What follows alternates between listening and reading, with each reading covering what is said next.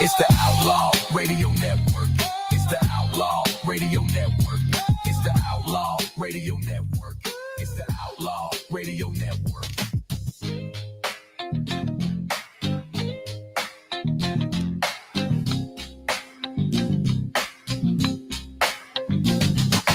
Outlaw Radio Network. It's the Outlaw Radio Network. It's the Outlaw Radio Network. It's the Outlaw.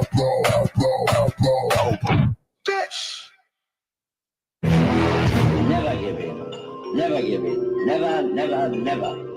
In nothing, great or small, large or petty, never give in except to convictions of honor and good sense. Never yield to force. Never yield to the apparently overwhelming might of the enemy. You're listening to the Outlaw Radio Network. OutlawRadioNetwork.com. This country can't be knocked out with one punch. We get right back up again, and when we do, the world's going to hear the roar of our engines. But it ain't about how hard you hit. It's about how hard you can get hit and keep moving forward. How much you can take and keep moving forward. That's how winning is done. You do your work, and we will do our bit. Republic. I like this sentiment. It means people can live free, talk free, go or come, buy or sell, be drunk or sober, however they choose. Are you ready to be who you are? No poetry, just a straight answer. The government has deliberately sought to deceive the United States by false statements and expressions of hope for continued peace. We are men of the hood. That ain't how you're But there's no both sides anymore. They're just trying to wreck our goddamn country. It's time for you younger guys to take over. You meant to be here tonight. This is your time. Their time is done. It's over.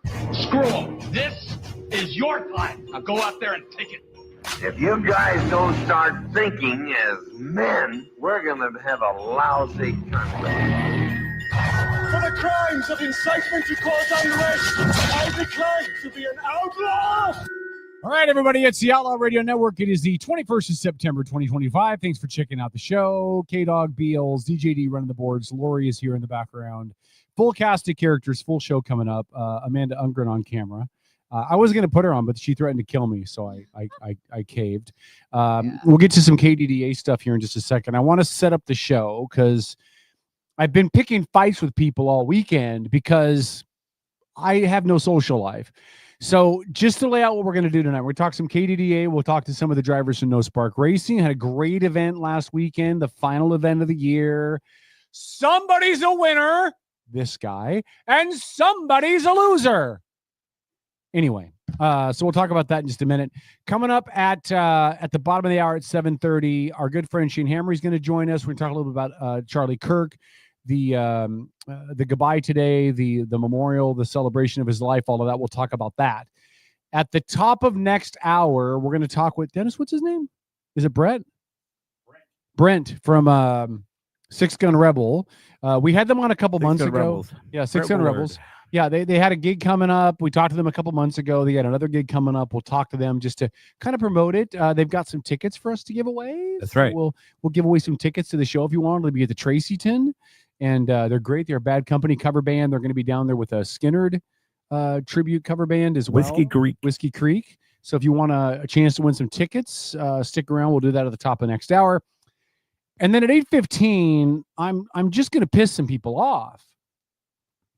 And it involves a Bremerton school board member, some really asinine comments about Kirk and celebrating the fact that he got murdered. And so we're going to talk with Rick Eckert during that hour, who was a school board member before he got on Paulsville City Council. But he'll be able to talk about kind of the school board angle of the whole thing, what the school boards can or can't do, what it means to the community when you have a doofus like this saying dumb stuff in public. And then I'm really excited. A friend of mine who's a pastor in Arizona, his name is TJ McConaughey. I'm going to mess up his last name. Hold on. TJ McConaughey is going to join us. TJ was a pastor up here at Grace Point for a while, youth pastor. He moved down, took a gig down in Arizona. Talked to him about kind of the faith impact a little bit. Spent about 15 minutes talking about that. And then next hour, we're going to do something we've never done on the show. We're going to give anybody and everybody who wants a chance to video call in and share their thoughts about anything. I'll give you the video thing. All I ask you to do is be clothed when you video call in. Okay? If you try to video call in buck naked, I will see you before we bring you on the air, and I'll boot you. All right? Nobody needs to see that. So that's the show. We'll do football picks at the end of the show as well. So it's a busy, full show. Dennis, how was your Ice Cube concert last night? Oh, it was awesome. Good. Beeler, how's your week? It's been great. I've just been working on my first lecture because I'm going to start teaching at Olympic College tomorrow. We're talking about showing up down there with a banner and support. Can we do that? Can we just stand in the back of the classroom? I would really appreciate it if you didn't. I'm already nervous. Oh, perfect. I mean, I've taught adults, but Gentlemen, let's make it happen. Amanda Ungren joins us. Hello, Amanda. Hi, It's good to see you. I'm back. Okay, she's clearly she's going to talk a lot for this interview. So let's head down to the couch. We got 3 drivers. How many drivers are there in No Spark? As I bring on Tyler, Josh, and Alex. What's going on, guys? Don't forget Andy. Shout out to Andy. Shout out to Andy. How many do we got? Hold on, your mic's not very loud. Dennis is adjusting. There you go. Hold on. Okay, try that again. How many do you got? He's counting. It's always bad when I get put on the spot. Do we take your shoes off so you can use your toes too? There's 7. 7 drivers. All right, we got almost half a No Spark down here, guys. Thanks for coming in. Yeah, no problem. Hey, really quick, before we go too far, I want to say this to Amanda and to you guys and everybody down at the KDDA. Thanks for letting us take part and have a little bit of fun last week. The opportunity to come down and just hang out with you guys, do a little bit of racing is always a blast. You guys are nice enough to let us use your cars. None of us have put it into a wall yet. Give it time. I'm sure I'll figure it out. But I want to thank all you guys for giving us the opportunity to let us do it. And a lot of fun. You did. There was a big tie up on the wall this race with most of the cars in the race. Well, except they didn't go into the wall though, did they? They were just trading paint, or did they go into the wall? The angle I saw, I couldn't tell. they were up on the wall. Did they? Okay, whatever. Mind. Scratch that. I didn't say it. didn't hit the wall. You didn't. No, I hit somebody else though. That was Doc Blackwell didn't hit the wall. I He think drove it my was car just pretty good. Tom. I think Tom hit the wall. Yeah. All right. Yeah. Somebody said we I have Tom hung some up. echoing. I'm going to fix that right now. We'll see if that fixes it. All right. We'll see if the echo's gone, guys. Let me know. I think I just fixed it. Everybody's like, echoey. Well, thanks. Echo. Thank you. That should be better. I'm hoping. All right. Guys, what's going on? How are you feeling now that the Derby season's over? You guys get to relax a little bit before you start putting your cars together, or what's next on the agenda now that the season's done? Is there any rest period in there for you guys? There's no rest for the wicked. I want to go to Slam Fest next year. I want to go to Monroe October 18th. Got to fix cars for that one. Got to fix some cars. Lori, would you check and make sure the echo's better? Yes, okay. And then we're gonna build Alex here a big car. Nice. Gonna build me a big car. Even though I kind of like the minis, I didn't think I would like them, but I do. We gotta get a car fixed for him. Yep, transmission swap. Zach probably needs a whole new car. So hold on, let me ask you a question. See, you're going to do a big car. Does that mean you're not going to do a little car anymore, or like, do you choose really? Is it just a matter of time and energy? Or are you like, we're going to do one or the other, but not both? Well, my mini car still runs and drives pretty good. I'm gonna build the big car. I like racing with the big cars. I don't know, but the mini cars, I just had my first mini race last weekend and won it. So I think I should probably stick with it. Congratulations. Thanks. You won last weekend too? First race, and he won. Winners in the house, man. How many years did it take you, Kev? You know what? Shut your mouth. Yeah, I wasn't even gonna be there. I didn't want to be there, but I had to go. We drug him along. Well, congratulations. That's great. They made you race and you got to win. Yep. Yeah. So they owe you a beer or something to celebrate. Amanda has questions. I do. Amanda's our insider with the KDDA. She knows all the good stuff. Well, since Josh was here last time, we're going to ask questions to Tyler and Alex. She just gave Josh the finger. She's like, screw you, Josh. You can wait your turn. We'll start with Tyler. Well, you guys have the same questions. So, Tyler first, what year did you start and how did the season go for you? Oh, I started in 2016 because I started the year I graduated high school. This season went pretty well, I could say, for first time ever competitively racing mini cars. Can't complain about it. Won, I think, 8 races total this year. Nice. So, not That's bad. awesome. Took 6th in place in points, and that was good. Yeah. Do you guys do a rookie of the year? We do. So have you guys awarded that yet? No. So we actually have our picnic awards ceremony this Sunday or No, this you coming could be in the Sunday. running for rookie. You could be. I don't know if you are. No, I'm Not not a a rookie. rookie. This is like my 8th or Kevin, 9th he year. Well, no, just I thought said- he just Yeah. said that it was his first year racing. It's first year of No. mini Yeah, cars. first Mini year Oh. mini car. cars. Oh, I've so always it's raced big cars not since. it's not car specific. It's driver specific. Okay, all right, Correct. my bad. Yep. Okay, go ahead, Amanda. Alex? This is my first year racing and started out rough. We couldn't figure out why the car wasn't running. It would run terrible. We get to the line and just wouldn't start back up. Figured out that it was the main relay. And then later that night, I definitely blew up that motor. Did you really on your first race? Mm-hmm. I think that was the second. Second night night out. out. with that. Wow. And Yeah. then he brought out my mini truck. And that was rough too. The cable broke on that one. Oh man. You knocked it out of the park. Your first races, huh? Yeah. Yeah, I definitely broke my buddy's cage that night. So did you get back on the track after that, or was that it for you? That was it for me until we brought out the mini truck. All right. Okay. And then we brought that out one night. The throttle cable snapped. And then we sold it before the next race. Got it. So do they call you Jinx? Is that a nickname they've given you yet? Is it, no, not yet. Yeah, he said the sloth. So last time I was on here, I was with Damien, and we were talking about how he likes to destroy his own cars on his own teammates. That's the one he would destroy his car Oh, on. all right. So Yeah. Damien was He was like a responsible. pin cushion, and Damien just kept destroying his cars. Oh. So what did you learn? Stay out of the way, Damien. It was his problem, not mine. Was he just Very gunning for you? good. He was gunning it for the rear end of that truck, and he kept on finding the leaf spring brackets. Yeah.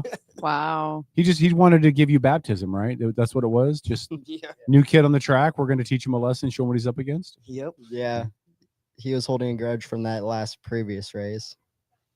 All right. Hey. Amanda.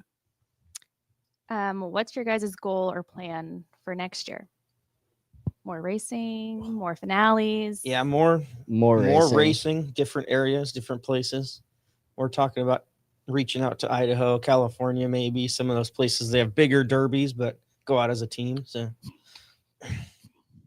Do most places, because we always, the KDDA shuts down in September until you guys get started next summer. Are there other derbies that run throughout the fall and the winter? there's national events all year Monroe, round. they're going for, I think, till like They late go till October. yeah. Okay. Yeah. Yeah, no, there's one in October that has been talked about, and Thomas Hedrick, he's going to one of the nationals. He's going to Gold Rush in the end of October, I think, is when that one is. And that's like huge. Yeah. Okay. Cool. And then I assume if you guys wanted to travel further south, there'd be more down towards California, Arizona, kind of where the weather doesn't get nearly as crappy as it does here. Yeah. Yeah. Okay. Definitely. All right. There's actually talks of a Las Vegas Derby. Heck yeah. There used to be one years right up ago. our alley. Yeah. That was a few years ago they did that. That'd be cool. And I think they need to pay for me to travel. I mean, I'm not going to race, but I'll go. There we Go to go. Vegas. Alex, same question to you. What's your goal? To finish up my big car build and try out big car for the next season. Okay. Right on. Hopefully it's not as cursed as the mini cars. Yeah, more room to get your hands in there and work on stuff. And stay away from Damien. Right? Damien's sticking with mini cars from Oh, okay. right now, so right. hopefully I don't have to deal with him. Well, All that's right, but if he takes your big car out with a mini car, there's going to be a whole other conversation. He definitely Shouldn't whole be shotted building big cars Josh's. anymore. Many race day rituals for any of you to get you prepared. Not really. Full throttle. Yep. Energy drink. Energy drinks. Because usually Friday, we're dropping cars off at the track at 10, 11, 12. What was it? 2:30 in the morning. 2:30 this last a.m. race? Wow. Back at the track at 10. Yep. Making sure cars are ready to go. Energy drinks. You got to have a good support system because these Shout guys, I out don't know how these guys get me out of bed. Shout dude. out to Andy's wife for the food we bought Yep. for. Definitely. But you guys are dropping them that late because you're working on them the day Yeah, before, 'cause right? like I said You're- last you're- time, our shit's junk. Yeah. We just make it work. Yep. Yeah. Yeah, we don't This have. message brought to you by Monster. Monster. Yeah. If you'd like to support us, you can reach out. I don't know who Loki is, but Loki is That's totally in this Damien. conference. Oh, is that that's Damien? Damien. Okay. All right. That's Damien. All right, Damien. Welcome, buddy. Yeah, Damien. all over the chat. Welcome, Damien. You're welcome back in the studio anytime. Yeet. Make it sound like he got kicked out for a minute. He was banned. He wasn't Welcome back to banned. the first place he's been kicked out of.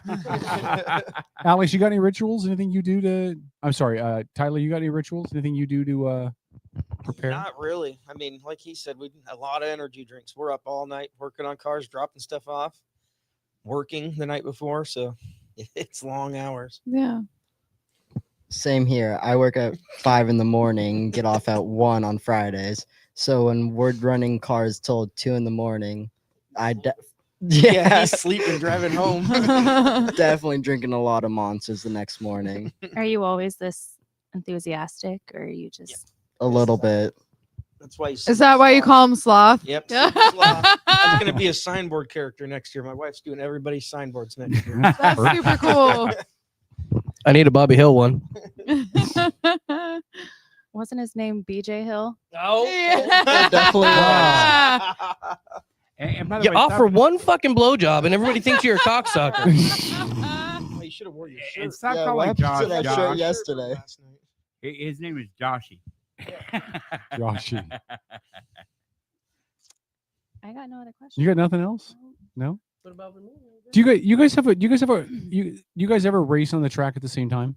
Oh, yeah. Or you guys split Oh, yeah. out between different yeah, I've races? been go out on the there track together. with Tyler. Okay. So when you guys are racing, are you guys like trying to help each other, or are you guys trying to beat like you know what I mean? Like you hear about some group they'll try to. Do you do some shake and bake stuff? Like, I mean, I just No. pass everybody in the first corner of the figure eight and I'm gone. ah, I'm That's just how I've out there learned to to have do it. fun. yeah. They won't ever let us do figure eights. When we do the Outlaw Invitational, I keep asking to do a figure eight. They keep telling me no. I want to mess with them when we're on the track, but I'm did. always in first, so I don't try to hit people. So Oh I my started. gosh, this guy's confidence. I love it. He's a great racer. He's been doing it for Awesome. 100 years. I've only been in figure eights with him, and those are the ones I always win. So, There you go. Lucky I wasn't in any. oh yeah, when he destroyed his car.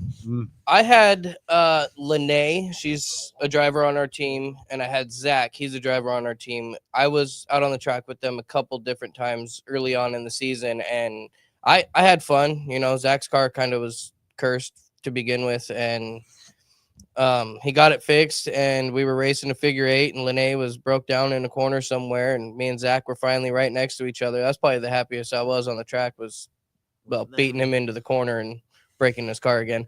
But yeah, I don't know, being on there with your friends and the people you build with is fun. I mean, everybody I race with is fun to race with. But if you guys are out in the finale, are you guys trying to take each other out? Like is Oh, yeah? There's no teams in a finale. Okay, I Tried don't to know. hit my That's brother why I'm the asking. hardest in the finale last Saturday. His Never got the brother. chance. His own brother. His own Can brother. you imagine what he'd do to us? Yeah, fair I'm enough. out of the way. All right.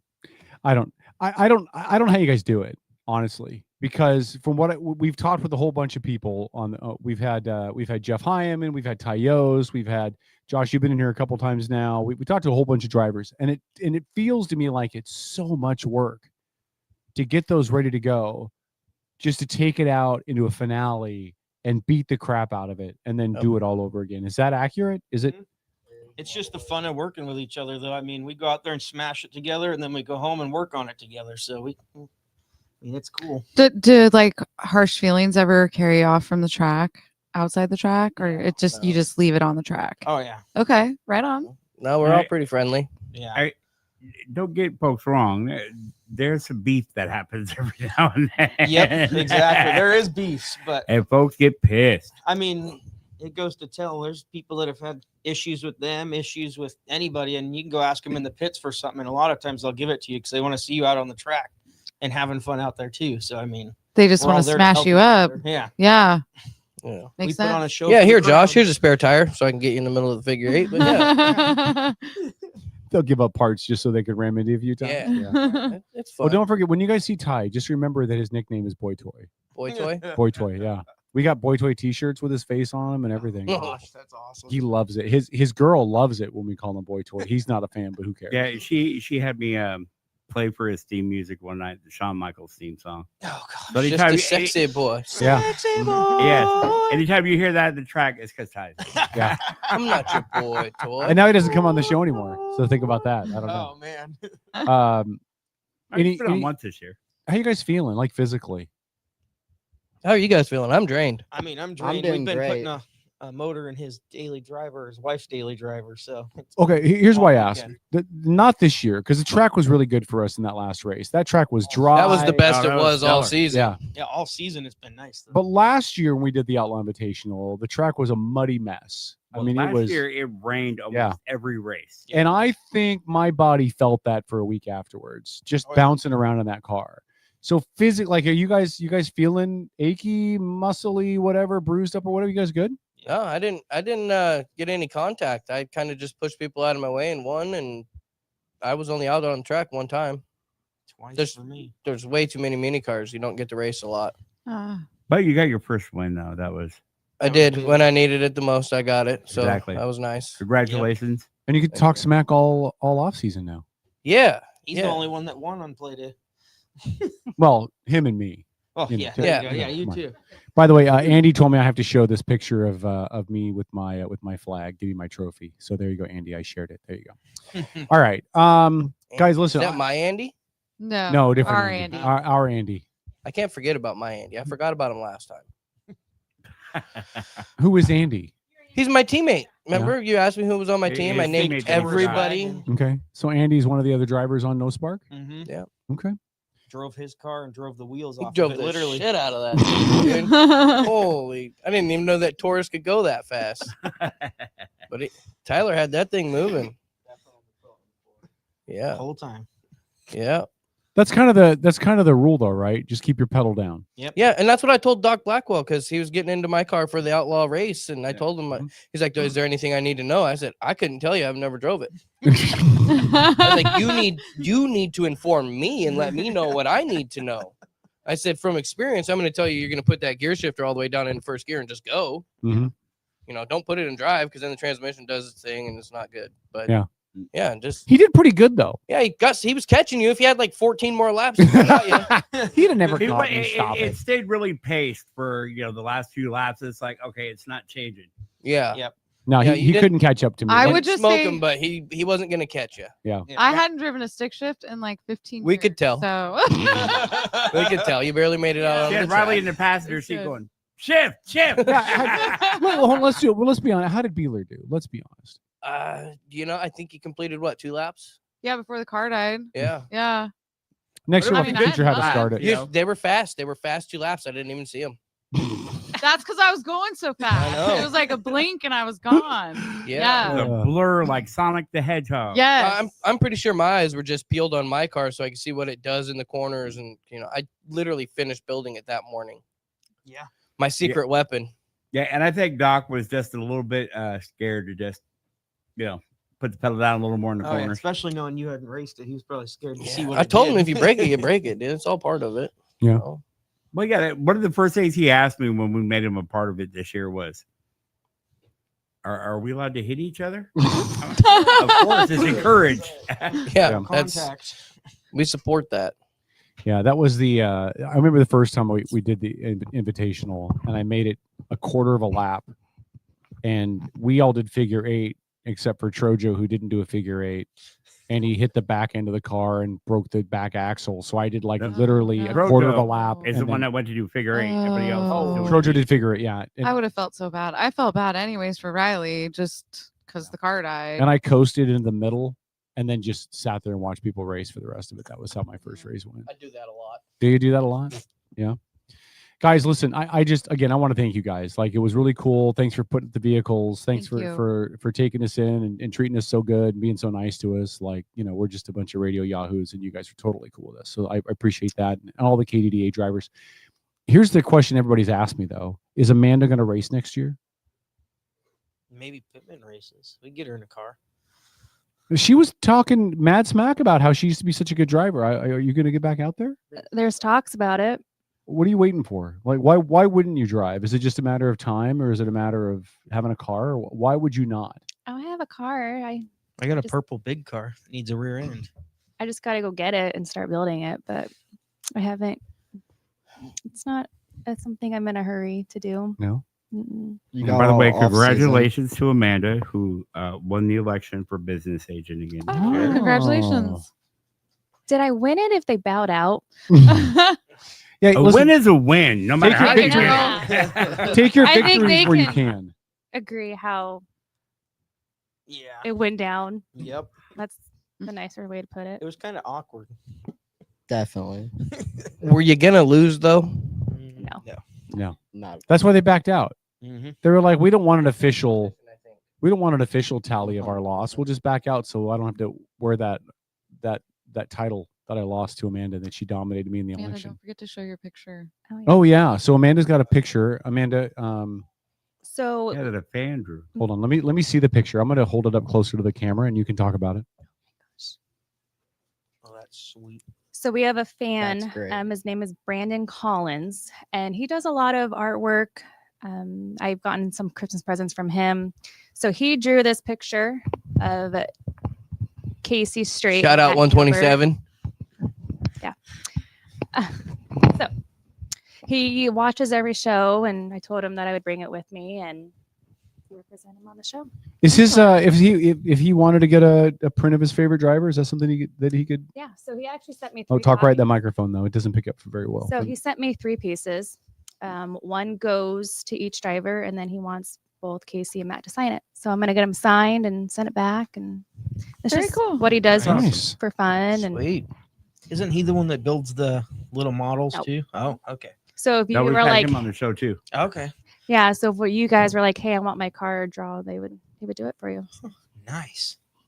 Will he charge us? Yeah, It's worth it. This is livelihood.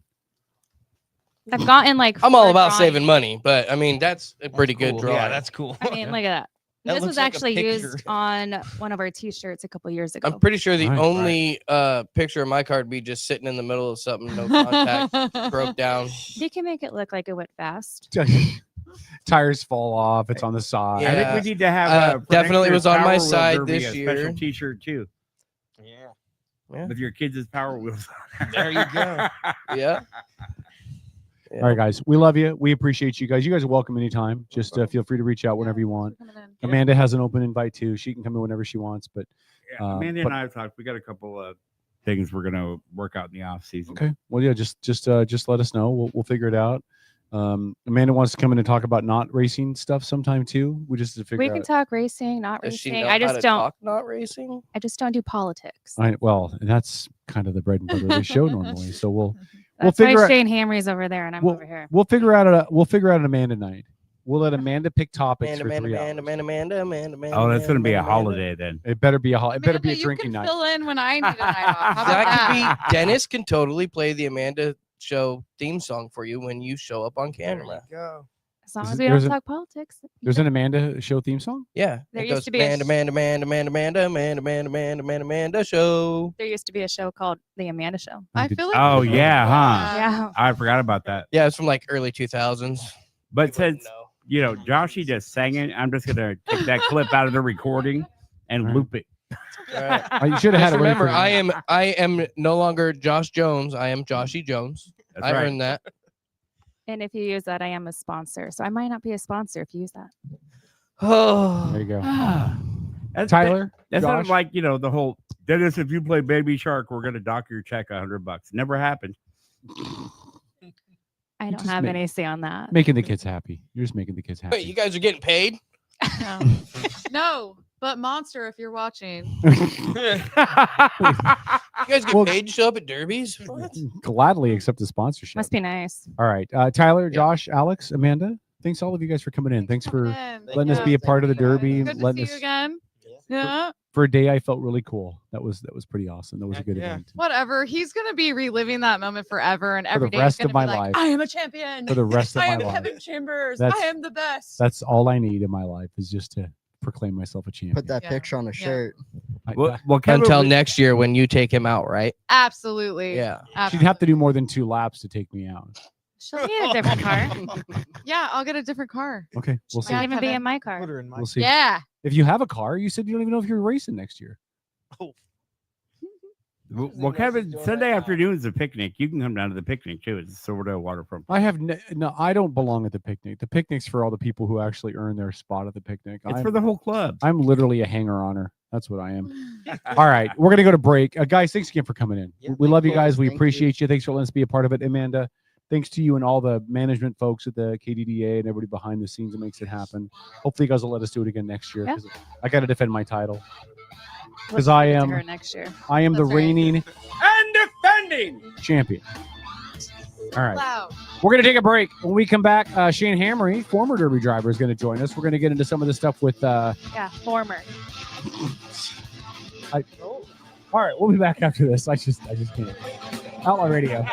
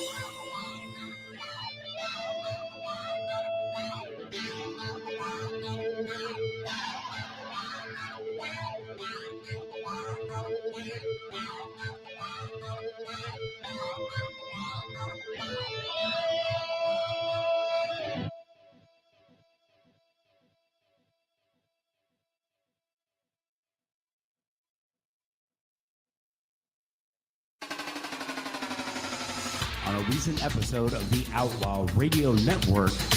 Some of our listeners even appreciated you dumbing it down for them. So, You know. on behalf Sometimes of I have to thank you. mansplain for people like. By the way, mansplaining is when men explain things to a woman in a condescending tone. I just mansplaining. That's the Outlaw Radio Network Sunday nights at their new time from 6 to 10. Are you ready to elevate your spirits? Look no further than Black Rain Spirits, your local craft distillery nestled in Town Square Mall. Indulge in the smooth richness of our handcrafted spirits, meticulously distilled to perfection. Whether you prefer the bold kick of our bourbon or the subtle sophistication of our gin, Black Rain Spirits has something for every palate. Visit us today at Town Square Mall and experience the essence of true craftsmanship. Black Rain Spirits, where passion meets perfection, unconventionally traditional. Admin a la carte are specialized local experts committed to helping you run your small business. From general admin and sales support to marketing, digital media and technology to real estate and compliance. Admin a la carte's only goal is to take your business to the next level. Find out how Admin a la carte can elevate your business. Visit admin-alacarte.com for more information. That's admin-alacarte.com. Admin a la carte. Your business doesn't fit into a box. Why should you have to? This is Spike Cohen. This is Jesse Young. I'm Brandy Cruz, host of the Undivided Podcast. And you're listening to my friends on the Outlaw the Outlaw Radio Network.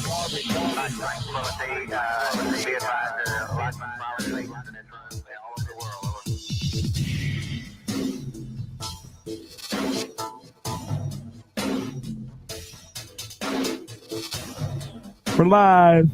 Outlaw Radio. Hello. And joining us on the phone. Who's on the phone? Oh, is that Tom? From Vegas. What up, buddy? Hey guys, what's Hey, happening? How's Vegas? Oh shit, we're not on AM. I can swear all I want. It's fucking awesome. I have not been to Vegas in so long. I love that And- so much for you, buddy.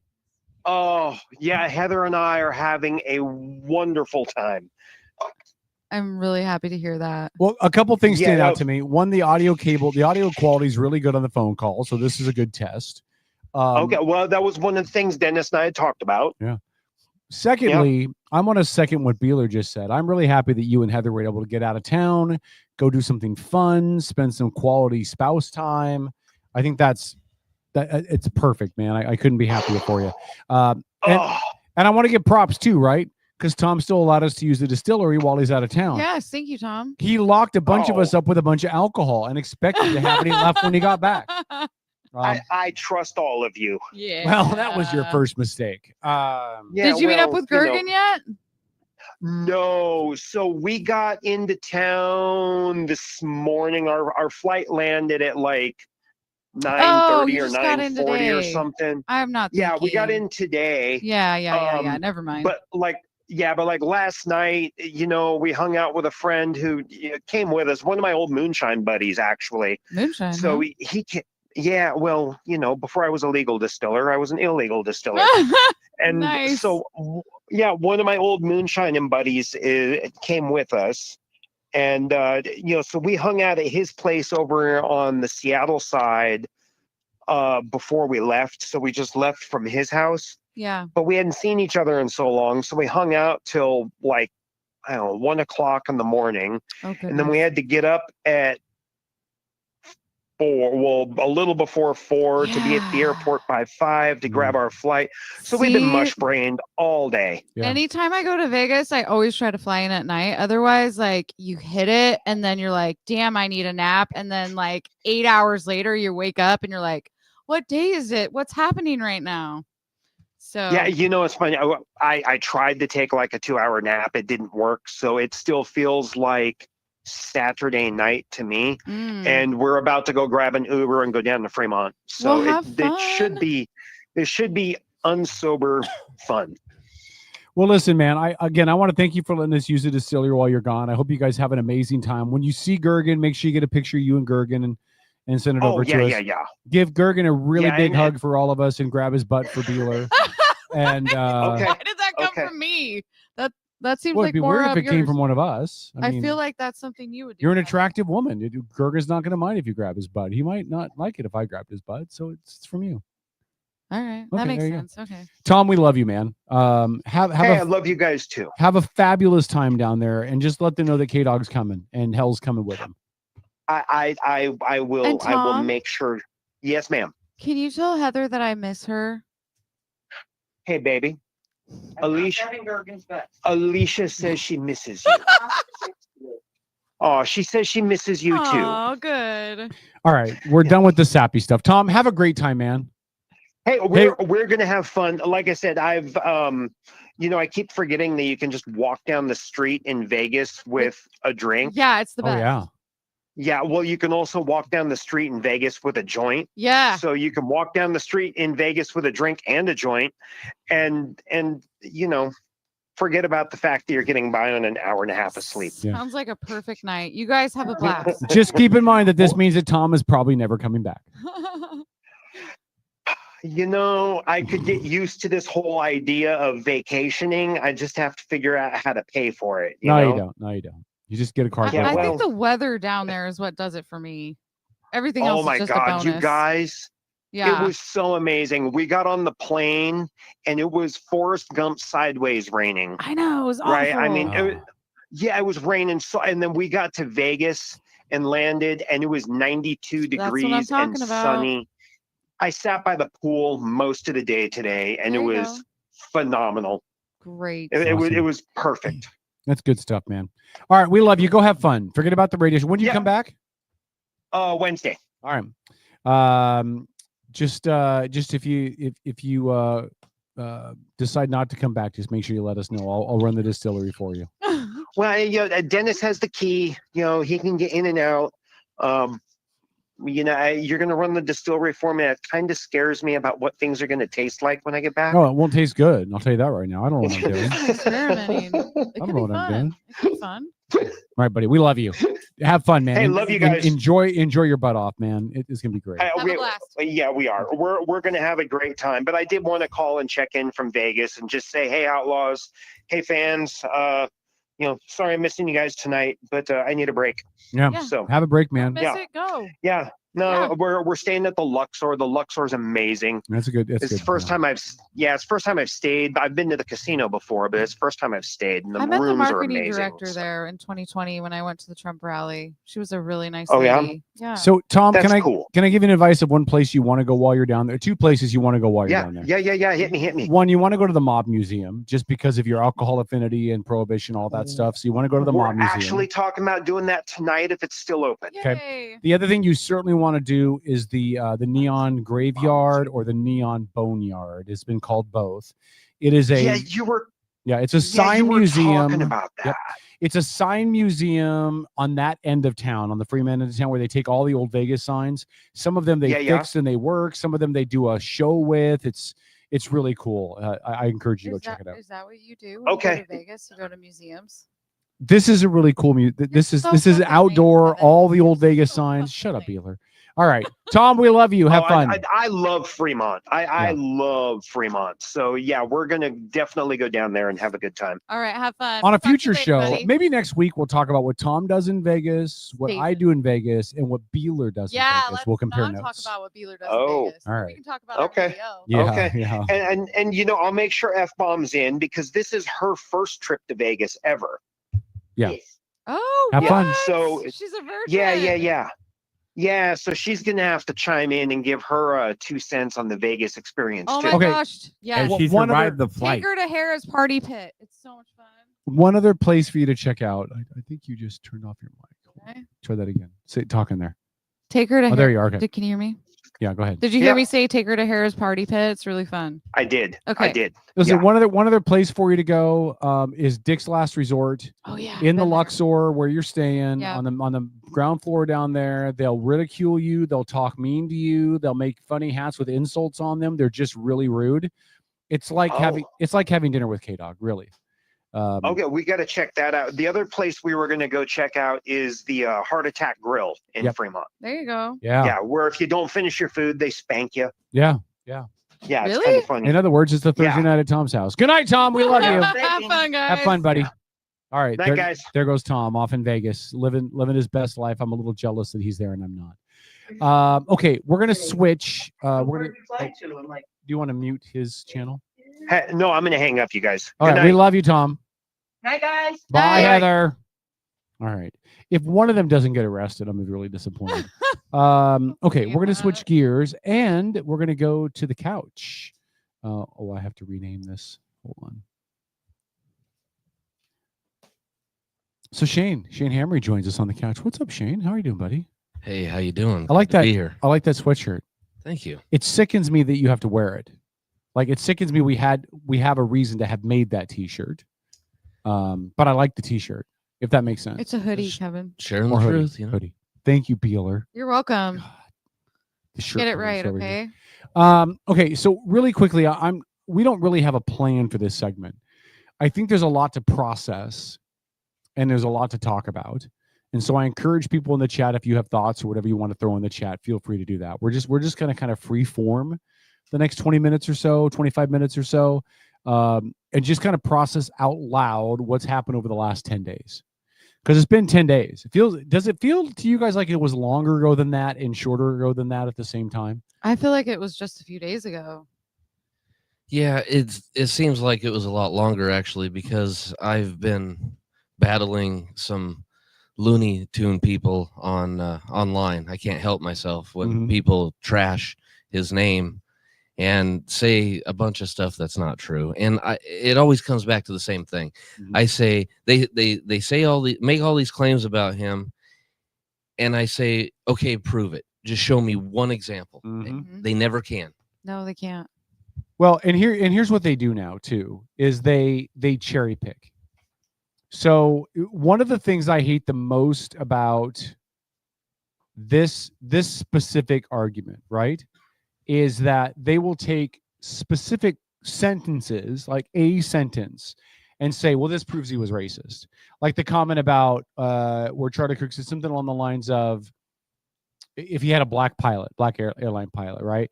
Oh, well, you don't want to have black airline pilot because you're racist. And if you take the context, like the whole conversation from that, if you watch the video, you'll understand that's exactly not what he's saying. Yeah. He was basically speaking out against DEI, which is basically, listen, I don't care who flies the plane. I just want to make sure they're qualified. And if they got hired to do the job because of their race and not because they were qualified, I have a concern, is essentially what he's saying, right? Do you guys hear that the same way? Right. Absolutely. And they're really just grasping at straws by taking little snippets. And then these people, they get all upset and over something that they haven't even looked into. They literally take that little snippet, hear it, and run with it instead of doing some research. It takes 2 seconds. Yeah. Well, here's the other thing that bugs me too, Shane, is that they can't just shut up. Like, they could just say, hypothetically, okay, I think this guy's a piece of garbage. I think he's a racist, whatever they think he is. But I can let them mourn. I can let them have their moment to mourn, to think, to reflect, right? I don't have to be a total complete piece of crap, right? But they can't do that. In the middle of your mourning, of America's mourning, of conservatives mourning, whatever it is, they not only want to not let you mourn, but they want to pick at the scab. And Like, it's like, I don't think it's just centered around conservatives anymore. I think No, I don't think it is It's either. expanded way further than that. Yeah. There are some Democrats that can let us mourn and everything else. There's a whole different crowd, though. These, I'll just call them progressives or whatever you want Right. to call them. The AOCs. And their ideology is not American. It's they are literally against us. They're a terrorist group. I that's what I believe. Is it dangerous to say that, Shane? No, I mean, is it That's is it how- the flip side, right? Because part of the reason they said that the people have said that Charlie Kirk was a target was because of this divisionist language we use, right? The Democrats calling Trump a Nazi, or conservatives are Nazi or whatever, right? And so the argument, well, they're ramping up their people to carry out attacks because, well, why wouldn't you stop a Nazi? Why wouldn't you kill Hitler, right? So of course they're going to motivate weak-minded children, which really is what this kid was, a weak-minded child, to carry out an act that he thought incorrectly. I'm not supporting what he did, but it motivates him, right? When you hear all this negative talk about your enemies, calling them a terrorist group, is that not a flip of the same coin? Have they already gone too far? They're killing us. They're killing us for our opinion, and then turning around and telling us that we're shutting down their free speech. Are you kidding me? Like, nobody's shutting down your free speech. If somebody gets fired because you say something that you're responsible for saying that doesn't represent that company, It's a consequence. That's the consequence. Right. You get to keep speaking that. Right. Go ahead, keep doing it. But if that so-called company wants to fire you because you don't, it could be on the other side too. So, but Well, and it has been, right? I mean, Right. Roseanne got fired because of her thing. Absolutely. A lot of arguments were made that Tim Allen shows were canceled because he was very conservative. So it happens both ways. But going back to your question really quick about the terrorist thing. Yeah. So how I feel is that there's a lot of facts in this whole situation. The facts are there's only one group that's trying to kill another group for the most part, right? And if we stand by and do nothing about it and just let it go, that's where you get like the past presidency where people are burning down cities and everybody's just stand by. Well, we can't do nothing to them because we got to be nice, and we could be nice, but we could be firm. Like, this is not tolerated in our country. You're acting like a terrorist. Stop, or we'll treat you like that. I think it's a lot different than just making up names like Nazi and fascist and whatever when there's nothing to back that up. Yeah. And it also goes to show you who can think with logic, facts, look things up. And another thing, to base your opinions off of pure emotion. It's an emotional response that they're doing, and that's dangerous. So in my opinion, they don't have, I don't wish any harm on anybody. I'll just clarify that. But I don't think that ideology has any place in America. I don't. There's a lot of things that have stood out to me in the last 10 days. And one of them is the differences in the way in which the liberals and the conservatives react to these situations. Conservatives, after the murder of Charlie Kirk, held prayer vigils and peaceful rallies and coalesced as a community. Liberals, and again, I'm not comparing George Floyd or whatever, but when George Floyd was murdered, what'd they do? They rioted.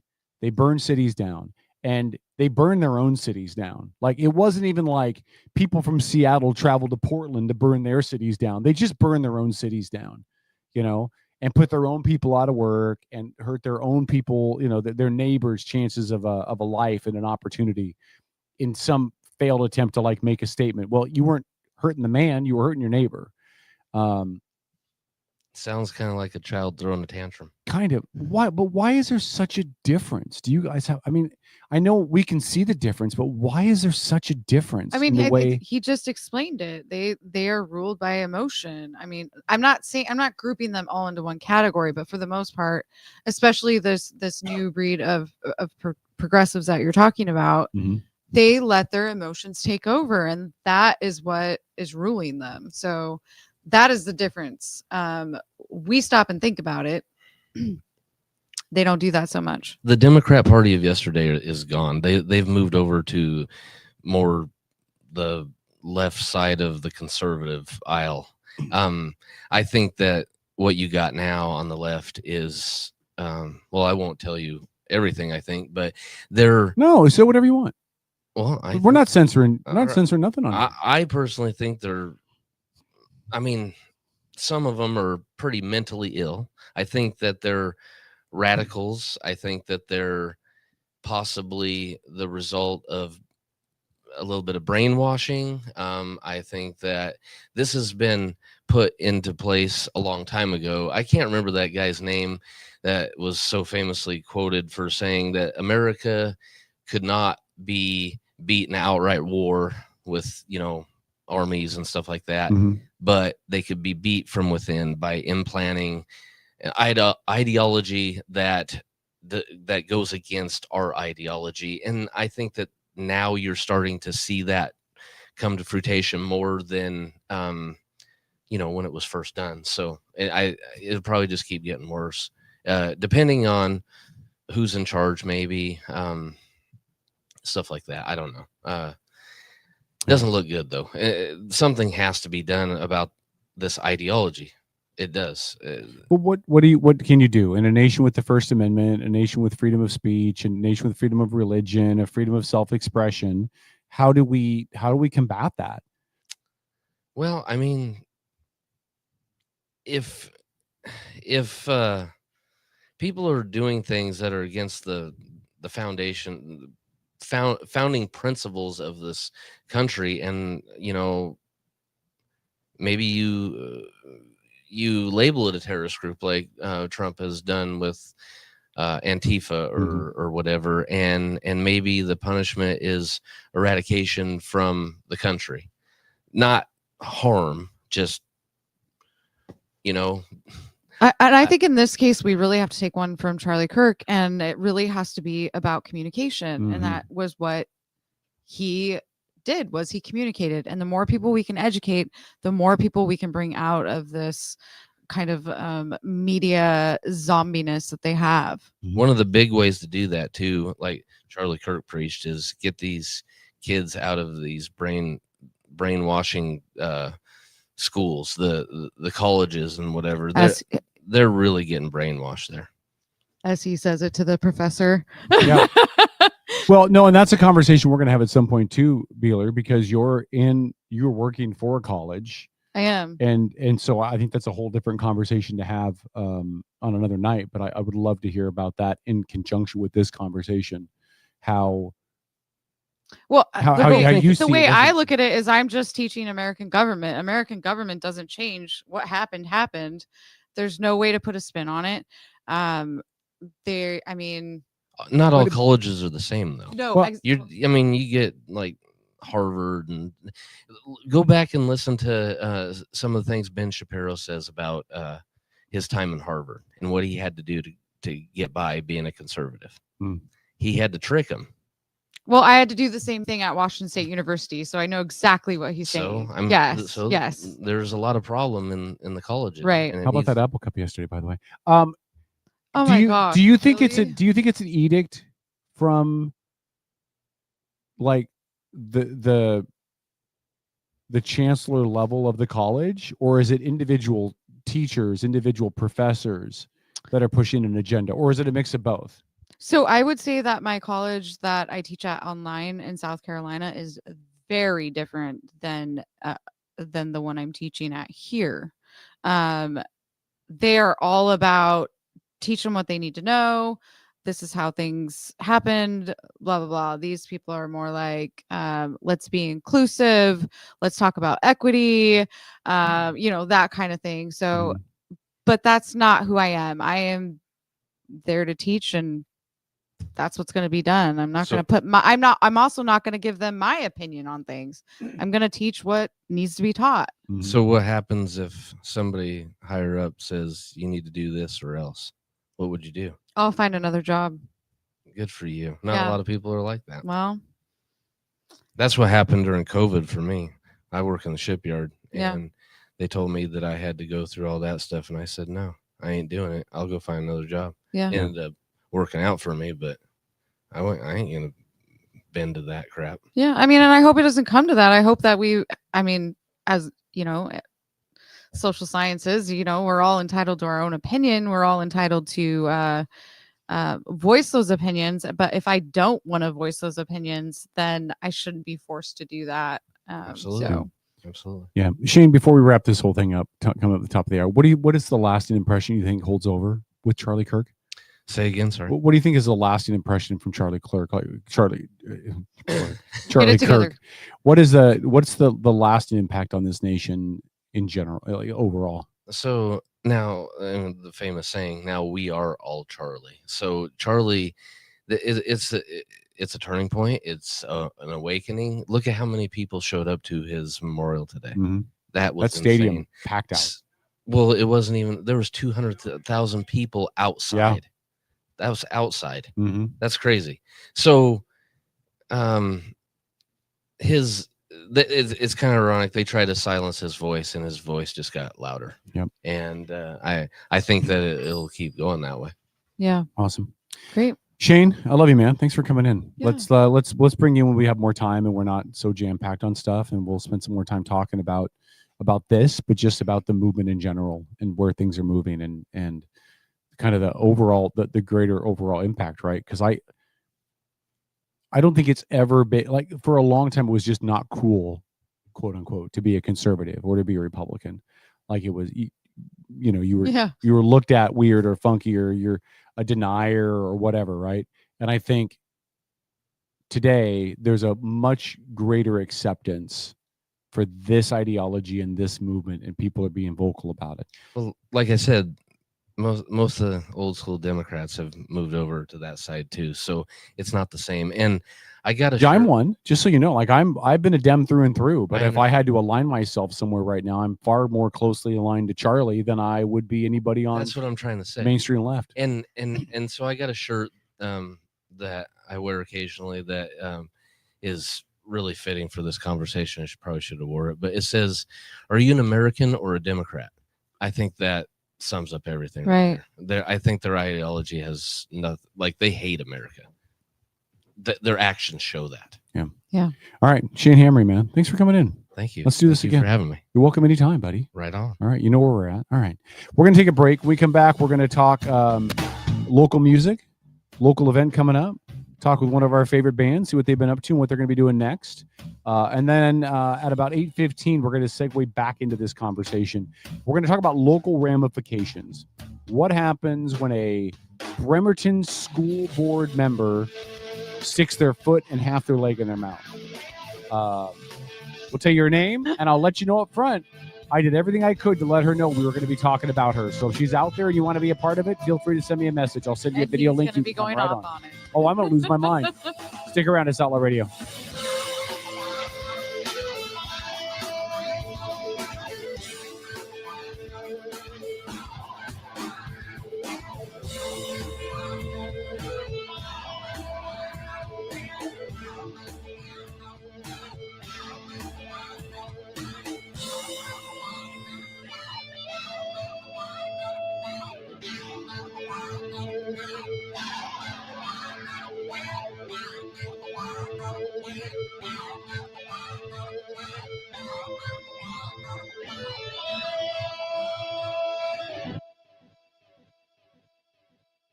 Admin a la carte are specialized local experts committed to helping you run your small business. From general admin and sales support to marketing, digital media and technology to real estate and compliance.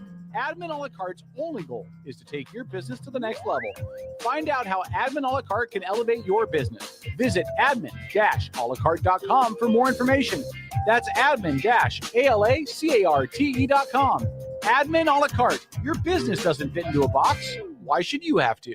Are you ready to elevate your spirits? Look no further than Black Rain Spirits, your local craft distillery nestled in Town Square Mall. Indulge in the smooth richness of our handcrafted spirits, meticulously distilled to perfection. Whether you prefer the bold kick of our bourbon or the subtle sophistication of our gin, Black Rain Spirits has something for every palate. Visit us today at Town Square Mall and experience the essence of true craftsmanship. Black Rain Spirits, where passion is perfection, unconventionally traditional. On a recent episode of the Outlaw Radio Network, Some of our listeners even appreciated you dumbing it down for them. So, on behalf of Sometimes Paul, I have to thank you. mansplain for people like.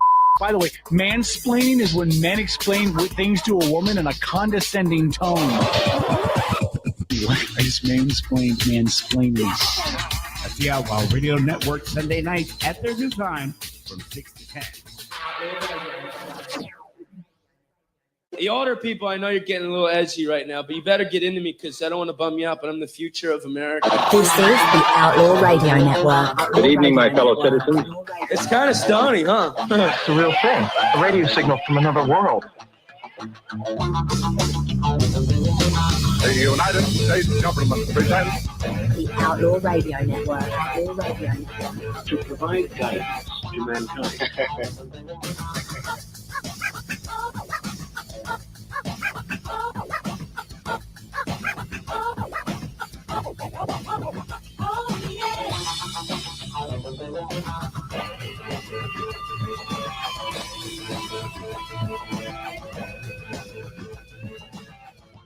All right, Outlaw Radio, hour number 2 is underway. 8:02. Thanks for checking out the show. K-Dog, Beals, DJD. Lori is here. She's doing some off-camera stuff, so if our camera wiggles, you know why. Oh, she just waved. Beeler's back. She was drinking a whole bunch of Tom's alcohol, so Tom won't have any when he gets back.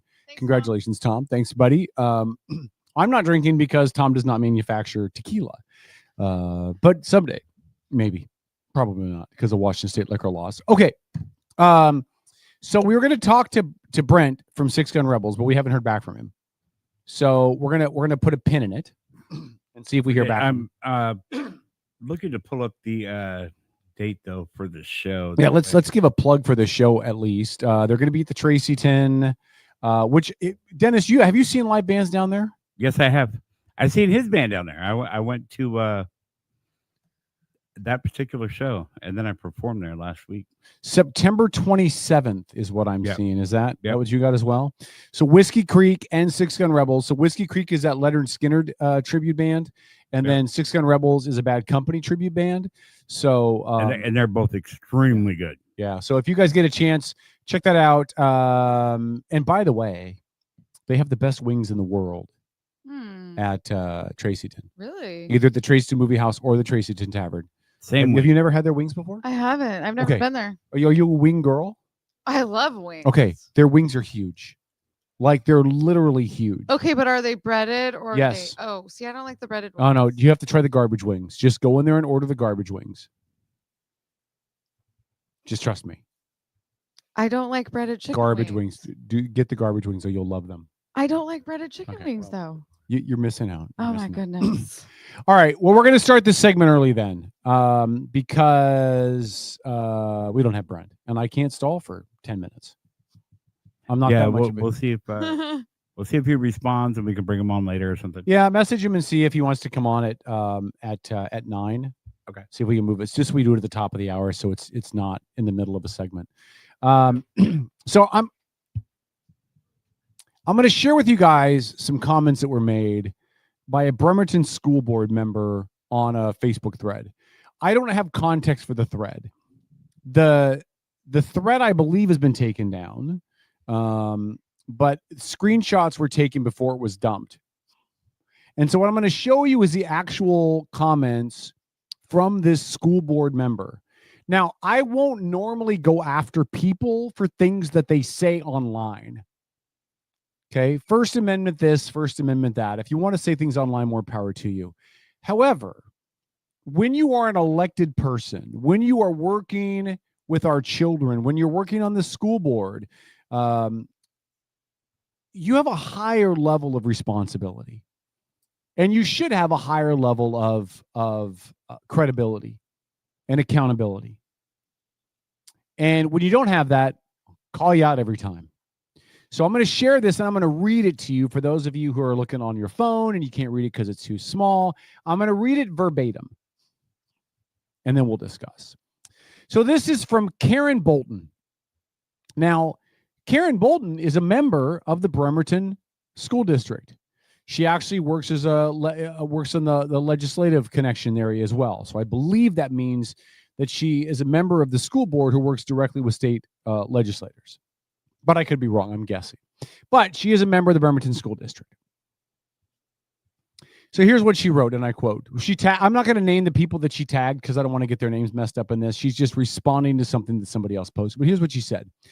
To be clear, I'm not condoning violence. But I could care less about this asshat dying. He was a hateful man, and the world is a better place without him. But the fact that people are out here saying we need to have empathy because of his family, no, that's not okay. He called for this violence. He said we need people shot to protect the Second Amendment rights of our citizens. Now, all of a sudden, we need to be nice and mourn him? Nope. Zero sympathy for this vile and hateful man. Nada. Then she goes on to say, so without any evidence, no one in custody, how do you know it is a political violence? Y'all are more upset about this shit stain than the kids who got shot yesterday. So let me say one thing that I think she makes a valid comparison to. There was certainly more outrage about the murder of Charlie Kirk, in the media at least, than the kids that were shot in Colorado on the exact same day. I'm intellectually honest enough to say that. Okay? Because for 10 days, we've been talking about Charlie Kirk. And we haven't been talking about the two kids that got shot in Colorado. So I'll give her that. Now, there's reasons why. Like, I'm not going to opine for the next 45 minutes about the reasons why. But there are reasons why the murder of Charlie Kirk resonated a bell in this country that another school shooting did not. Is it fair? Probably not. But is it true? It certainly is. So I'll give Karen that much. I do, by the way, find it fitting that her name is Karen. Anyway. Is your mic on? I don't know. Talk in your mic real quick. I'm here. I think. Okay, try that again. Hello. Okay, we have a loose connection in your mic, so just Okay. be careful if you All talk. right. It's the only room I'm going to give her, though. It's the only credible comment she makes. When I was talking with Shane last hour about how some people just can't let them mourn. Some people can't just stand back and go, you know what? I don't have to be a piece of crap right now. I can just step back and understand that a large percentage of our country is hurting. A large percentage of our country feels loss. A large percent of our country is sad. And I don't need to be a douche nozzle. I can just be quiet for a little bit. and I can let people mourn. Karen can't do that. Karen has to stoke it. Karen has to say insensitive and mean-spirited things about somebody who was murdered. Is this who you want on your school board? I don't know when she's up for grabs. Somebody said they think that her election seat is up for grabs in November. I'm not sure if that's true or not. But is this who you want? Influencing the direction that our kids go? Whether you agreed with Charlie Kirk or not, whether you supported his agenda or not, whether you believed what he believed or not,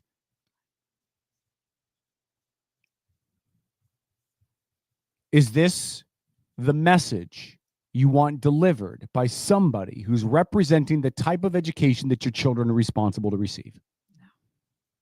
Because I don't want it. My kids graduated from Bremerton High School. I'm a property owner in Bremerton. My property taxes go to help support the education in Bremerton. She sure as hell doesn't reflect anything I want echoed out of that district. And it's not because she doesn't like him. Look, I was not a Charlie Kirker before his assassination. Like, I'd seen some of his things on Reels or on Facebook or on Insta or whatever, right? And I saw some of his interactions with students and some of them proved me wrong. I didn't have an issue with him, but I wasn't like a Kirker. Like, I wasn't like, oh my God, when do I go to his rally? That wasn't my bag. The same way I'm not Ben Shapiro guy. Like, I see their interactions. I think they make really good points. Like, I know who they are, but I'm not subscribed to their YouTube channels, watching everything that they do. That's not who I am. But I know it's sad when someone gets murdered in front of their wife and kids. I know it's a tragedy when a guy who is talking, whether you agree with his thoughts or not, is murdered because of his words. If that doesn't outrage you, I don't know what does. If you're pissed off that George Floyd or Trayvon Martin were murdered, which they were, and I don't care if you're a conservative and agree with me about Floyd or Martin, I don't care. Like, my opinion is they were murdered, and those are really good national conversations to have. But if you're pissed off that they were murdered and you can't look at the murder of Charlie Kirk with an ounce of empathy or sympathy in your heart, or holy crap, what has this country come to? Or what are we doing to our neighbors?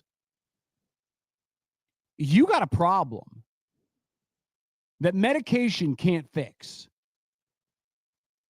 You were raised wrong. You were indoctrinated wrong. You were taught wrong. And you should have no place anywhere near the school board. Now, depending when the next school board meeting is in the city of Bremerton, I plan to be there. I don't go to this stuff. I don't attend school board meetings. Why? Yawn fest. I think local school board meetings are some of the most ineffective, unimportant meetings that the governments ever have. Because 99% of what the school boards do is dictated by the state. So why do we have a school board in the first place? I don't understand. Because they follow the edicts by Reichdahl and the State Department of Education. Illusion. Yeah, illusion. Like, let's pretend that the local people have a say. Right. And I'm not going to insult her. I'm not going to call her names. I'd like to think I've elevated myself. I actually feel really bad about some of the things I've said about Michelle Caldier on this show in lieu of everything we've seen over the last 10 days. But I'll tell you this. I call for her to resign immediately. I call for the school board to censor her immediately, if it's in their power. We'll have Rick Eckert on a little bit. He was on the Paulsbo the Paulsbo school board. We'll talk to him about what the school board can or can't do, what's in their purview. And I'm also going to ask him, what does it do to your community when this is the voice coming out of your school board? The school board's supposed to be normal mom and dads and normal community members that are in there that give two craps about how their kids are being educated and how their community's being uplifted and how their kids are being raised. What do we teach them? What's important? What's not important? What do we want? This is what you want to teach your kids. That having no empathy is okay. That having no sympathy is okay. That referring to a guy that just got murdered in front of his wife and his children is a shit stain. Here's the other thing. He never called for violence. I would implore you to find a video clip. And I'm asking for video clips. I have this wonderful conversation with a guy on my Facebook page who all he wants to do is talk about how I'm supporting a fascist, when all I've said is, can you show me a video clip of him promoting hate or promoting violence? You can't do it because it doesn't exist. Now, people will refer to the comment about how, well, in order to have a Second Amendment, people are going to get shot, and I'm okay with that. Okay. Maybe Kirk's not best instance of phrasing things in a way that give you warm and fuzzy cockles in your heart.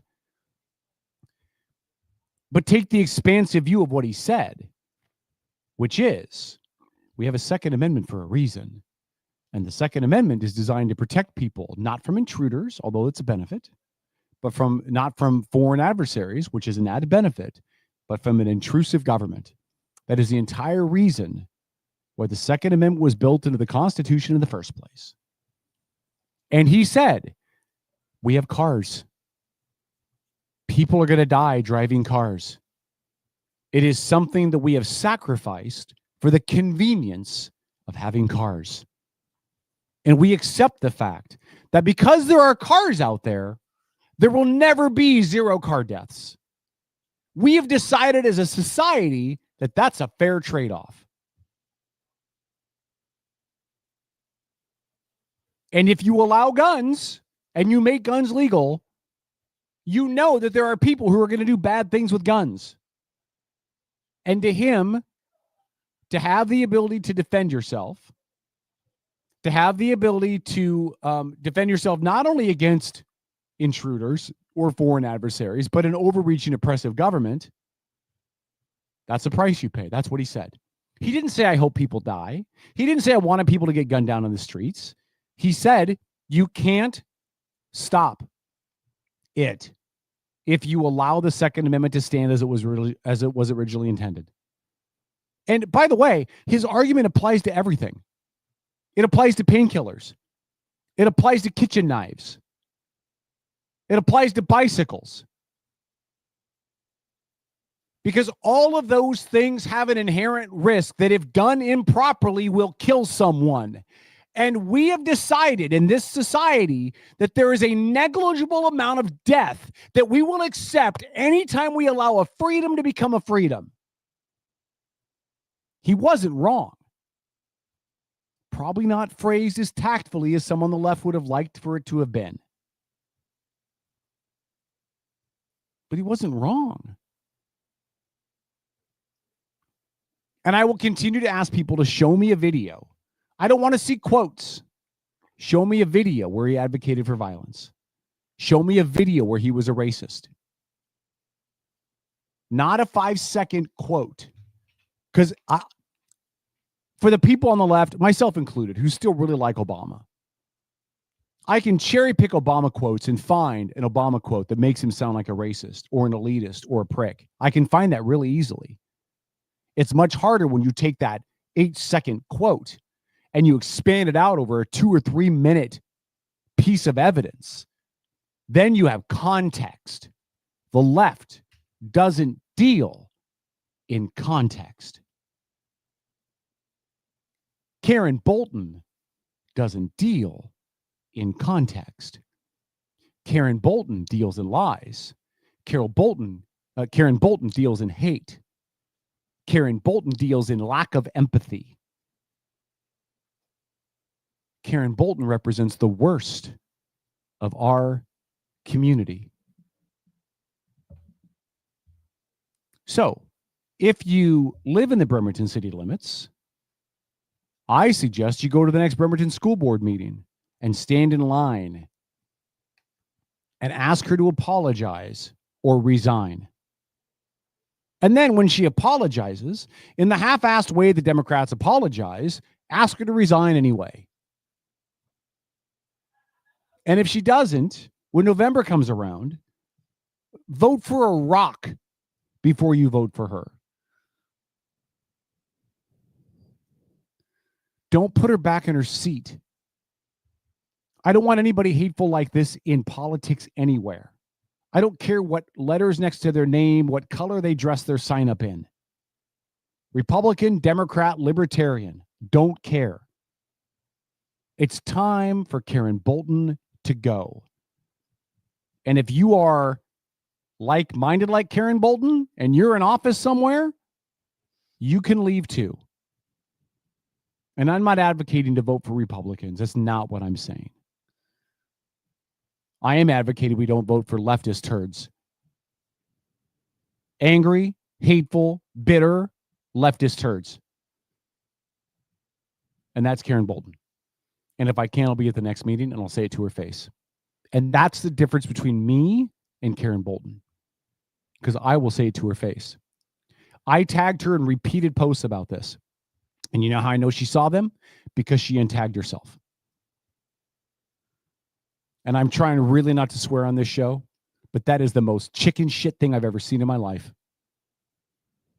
I know you're going to talk about me. I know what you're mad about. I know what I said publicly. I know that I'm elected. I'm in an elected position. I know that I have a responsibility to my constituents and the people in the Bremerton School District that put me there. And I'm so afraid of being confronted, of hearing people talk about me. I'm going to untag myself, but not respond and not come on your show. She's still reading it. Oh, I'm sure she's reading it. Oh, yeah. Somebody's scared. I hurt somebody's little feelings, and I don't care. I do not advocate violence. I'm not suggesting we do any violence. I'm not suggesting anybody show up at her house. That's not what I'm saying. But I'm saying we hit them where it hurts politically. We protest. We go to the meetings. We make a lot of noise. We demand they resign. We ask for an apology. We demand the school district to censor them. We make a bunch of noise until the hateful bigots are out of our government and away from our kids. Period. All right. I've droned on for a lot. Beeler, do you have anything you want to add to this? I think you covered it all, Kevin. Pretty much everything and then some. So no, I'm good. Oh, we're going to bring Lori on. Hello, Lori on the couch. Hello, Lori. Oh, I got to change your name. You still says you're Shane. Lori, what do you think? What do you got? And then I'm going to take a look at the chat here in a second, too. Just wanted to let you know, re-election is 2027 for Dr. Karen Bolton. Oh, God bless it. So we have 2 more years of this nonsense? And the Bremerton School Board next meetings are Thursday, October 2nd and Thursday, October 16th, both at 5 p.m. Where at? I didn't put that in the chat, but Probably the admin building. The admin building up there on Marine View or whatever that road is. It doesn't say we'll figure it out. specifically. Okay, we'll figure it out. We'll be there. In person or via Zoom. In person, No, I'll be you there have in to call the district for detailed information. Oh, well. Wow. And do you know why that is? You got to do a public records request to get the address? What the heck? Maybe. And you know why that They're is? moving it to an auditorium. Yeah, maybe they're going to need to. Well, they might have to. Yeah. And by the way, let me just say this to Kitsap County conservatives. If there's not a whole bunch of people at this meeting, I'm going to be really disappointed in y'all. Because this is what you guys have been talking about, keeping away from our kids forever. I love Robert Parker. Active in the community, active in his party, active in everything. But Robert's been talking for years on this show and on Facebook and anybody else that will listen that there's a line that you can't cross when it comes to his grandkids. And God bless him for it. And every other conservative that feels this way. This to me is that line. This to me is walking over the line.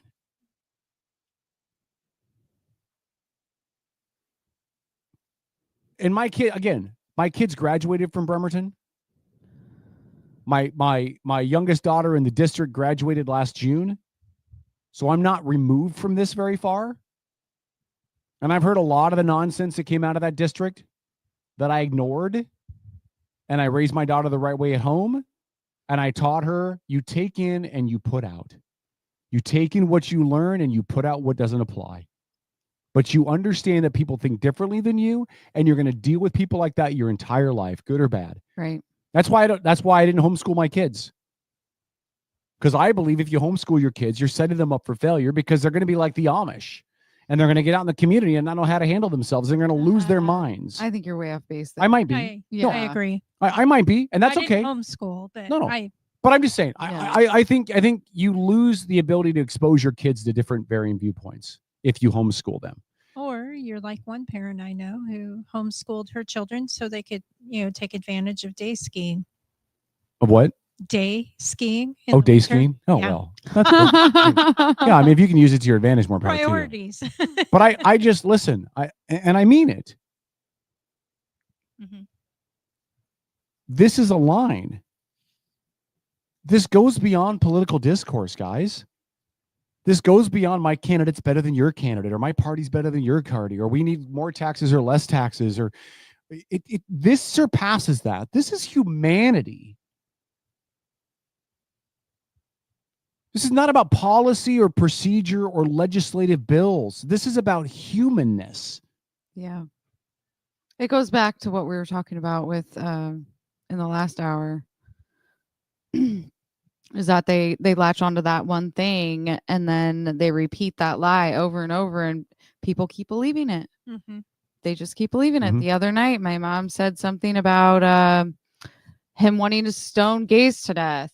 And I'm like, yeah, he didn't actually say that like that. Did you listen to the whole thing? And she was like, well, Stephen King said it. And I'm like, and Stephen King retracted it. Yeah, I was gonna say. So, I mean, it's just that parroting effect that happens. And I don't necessarily think that's true with just those on the left. It happens on the right as well. Yeah. But I think he's right. If you hear something, research it. It only takes 2 seconds. Yep. Mm-hmm. Yeah. Yeah. And really, I just implore you guys, stop taking the 30-second soundbite. Yeah. Stop listening to the really quick quote, because any of that stuff can be manipulated into pushing whatever agenda you want it to say. Exactly. Get the whole thing. 90-second, 2-minute thing. Hear the whole piece of it. Yeah. Because I guarantee you, 99% of you are reasonable. 99% of you. There's one of you that aren't. 99% of you. 99% of you, when you listen to that, you may not agree with him. Right. But you will say, I understand what he's trying to say. I don't agree with it. But he's not really being a bigot. He's just, it's his compilation. It's how he's drawing the conclusions in his brain and trying to deliver that to a larger audience. I don't agree with it. I think he's wrong, but I don't think he's a racist bigot. No, he's not a fascist either. No, God. Listen, I would say that our good friend Karen is more of a fascist. Yes. Than Charlie Kirk ever was. Right. Yeah, it kills me. He's such a good man. Yeah. Well, and look, I'm not going to go that far. I don't know if he was a good man or not because I didn't know him. He was a good man. I think people can be whatever they are on camera. I'm not knocking him. I'm just saying I don't know. Right? People can be who they are on camera, and they can be what they're off camera a different way. I've seen nothing that makes me think he wasn't a good guy, but I don't know. I'm not going to say that. But here's what I am going to say. He led 100% with his conviction. He was not a hypocrite in any sense of the word. He was honest about everything that he felt when he was there. He was learned. He knew what he was talking about. Now, you can say you disagree with him or not, but I've never seen anybody, including pastors, that so quickly referenced spiritual, biblical, religious quotes Facts. by chapter and verse. Right. Immediate. That what that tells me is he learned it. Right. Now, again, you don't have to agree with him, but he knew what he was talking about. He knew his side, what he was talking about. And most of you moron people on the left don't. You're going off of a 9-second audio clip, and you can't be bothered to go watch the whole thing. Tegan in the chat said that you should request to be put on the agenda so you can speak for more than 3 minutes. I'll ask. Yeah, I'll ask because I'm a long-winded sumbitch. Were you going to say that, Lori? Sorry. No. I was just going to point out one thing. One fault that I have with Charlie Kirk. What's that? He's a Oregon Ducks fan. Yeah. Big. People gave me a lot of crap too, because about 5 days before that, I made a post on my page talking about the Oregon Ducks, making fun of the Oregon Ducks. And then I guess people didn't see it until after Kirk died. And then people accused me of taking shots at Kirk. Yeah, one had nothing to do with the other. Look, I'm a Husky fan, hence the jersey. There's two schools I hate, and they are Oregon and Wazoo. Okay. And Go so Cougs. that was before Charlie Kirk and will be after Charlie Kirk. And that Apple Cup was glorious yesterday. Shut. But look, it is what it is. Mhm. You know, it is what it is. Let's do this. Let's take our quick break. Okay. Really quick. When we come back, we're going to bring Rick Eckert on. Now, I asked Rick to come on for a couple of reasons. One, Rick is a great friend of the show. He's an amazing guy. Like, I love Rick. I'll never say this nice stuff to his face, and I hope he doesn't hear it because he'll get a big ego. But I love Rick. He's a guy with integrity. Yes. He doesn't shy away from what he believes. He is a conservative. He'll tell you that, but he lives it. The other reason I asked him to come on is he was on the North Kitsap or Paulsbo. I think North Kitsap. Paulsbo doesn't have a school board, do they? okay. I think it's North Kitsap School Board. We'll find out. We'll ask him. We'll ask him. Yeah, one of those up north where the Vikings are. Yeah.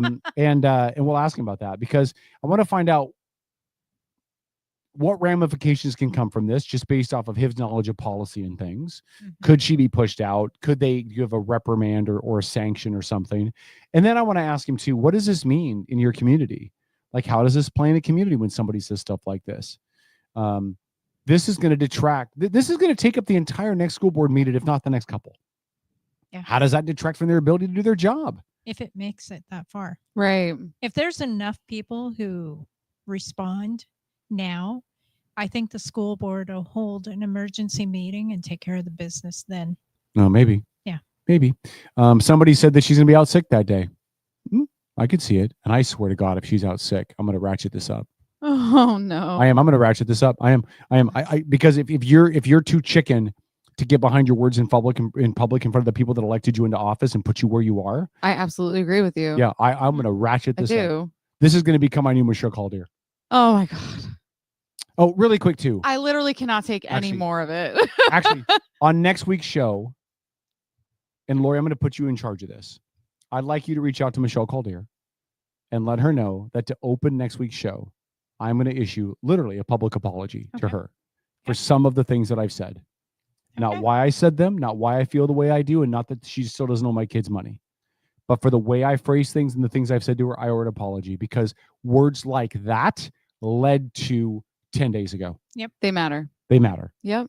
Good And for you, so- Kevin. I'm really proud of you right now. I want you to let her know. Yeah. I want you to reach out and let her know. She doesn't have to call in or whatever. I'd like her to hear them. Okay. That's up to her if she wants to do that or not, but I'm going to apologize. Okay. So Good.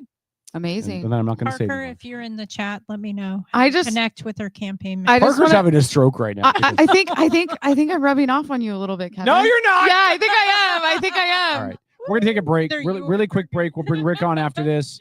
Coming up at 8:45, my good buddy TJ, he's a pastor in Arizona, is going to join us. We'll talk a little bit about this, but really what I want to ask him is what we're seeing in the church, because churches around the country are seeing a huge influx of people coming back in wake of what happened to Charlie Kirk. I'm going to ask him why, talk about what that's all about, and get some comments from an actual pastor about what all this looks like from a religious, from a pastoral view. So we'll take this break. We'll come back with Rick Eckert next at 9:00.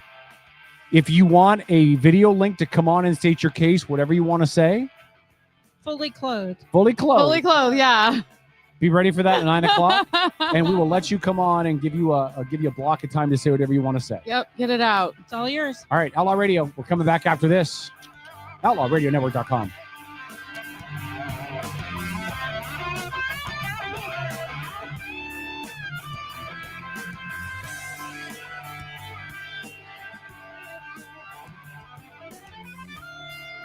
This is the Outlaw Radio Network.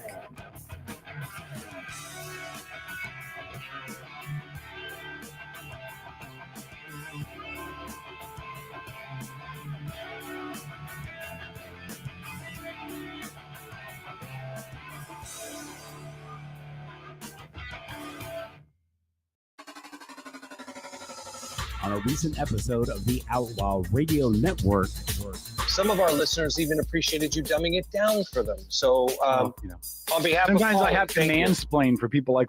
By the way, mansplaining is when men explain things to a woman in a condescending tone. I just mansplaining. That's the Outlaw Radio Network Sunday night at their new time from 6 to 10.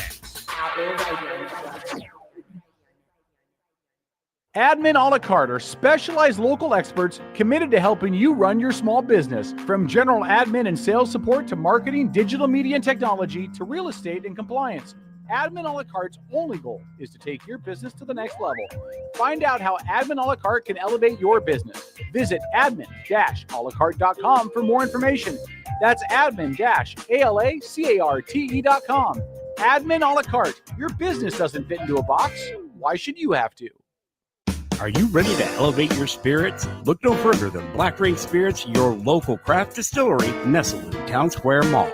Indulge in the smooth richness of our handcrafted spirits, meticulously distilled to perfection. Whether you prefer the bold kick of our bourbon or the subtle sophistication of our gin, Black Ring Spirits has something for every palate. Visit us today at Town Square Mall and experience the essence of true craftsmanship. Black Ring Spirits, where passion meets perfection, unconventionally traditional. Get your popcorn ready. It's the Outlaw Radio Network. It's the Outlaw Radio Network. This is the Outlaw Radio Network. Radio Network. It's the Outlaw Radio Network. All right, Outlaw Radio, we're back. I do have to put one caveat on the 9 o'clock open video thing. Please don't come in here and say what we're pissed off at the left for saying. Like, you know what I mean? Don't like come up here and be like, oh, violence. Like, let's not do that. Like, let's not make it worse. Otherwise, you can do whatever you want to. I don't care. So you're the only one that gets to rant?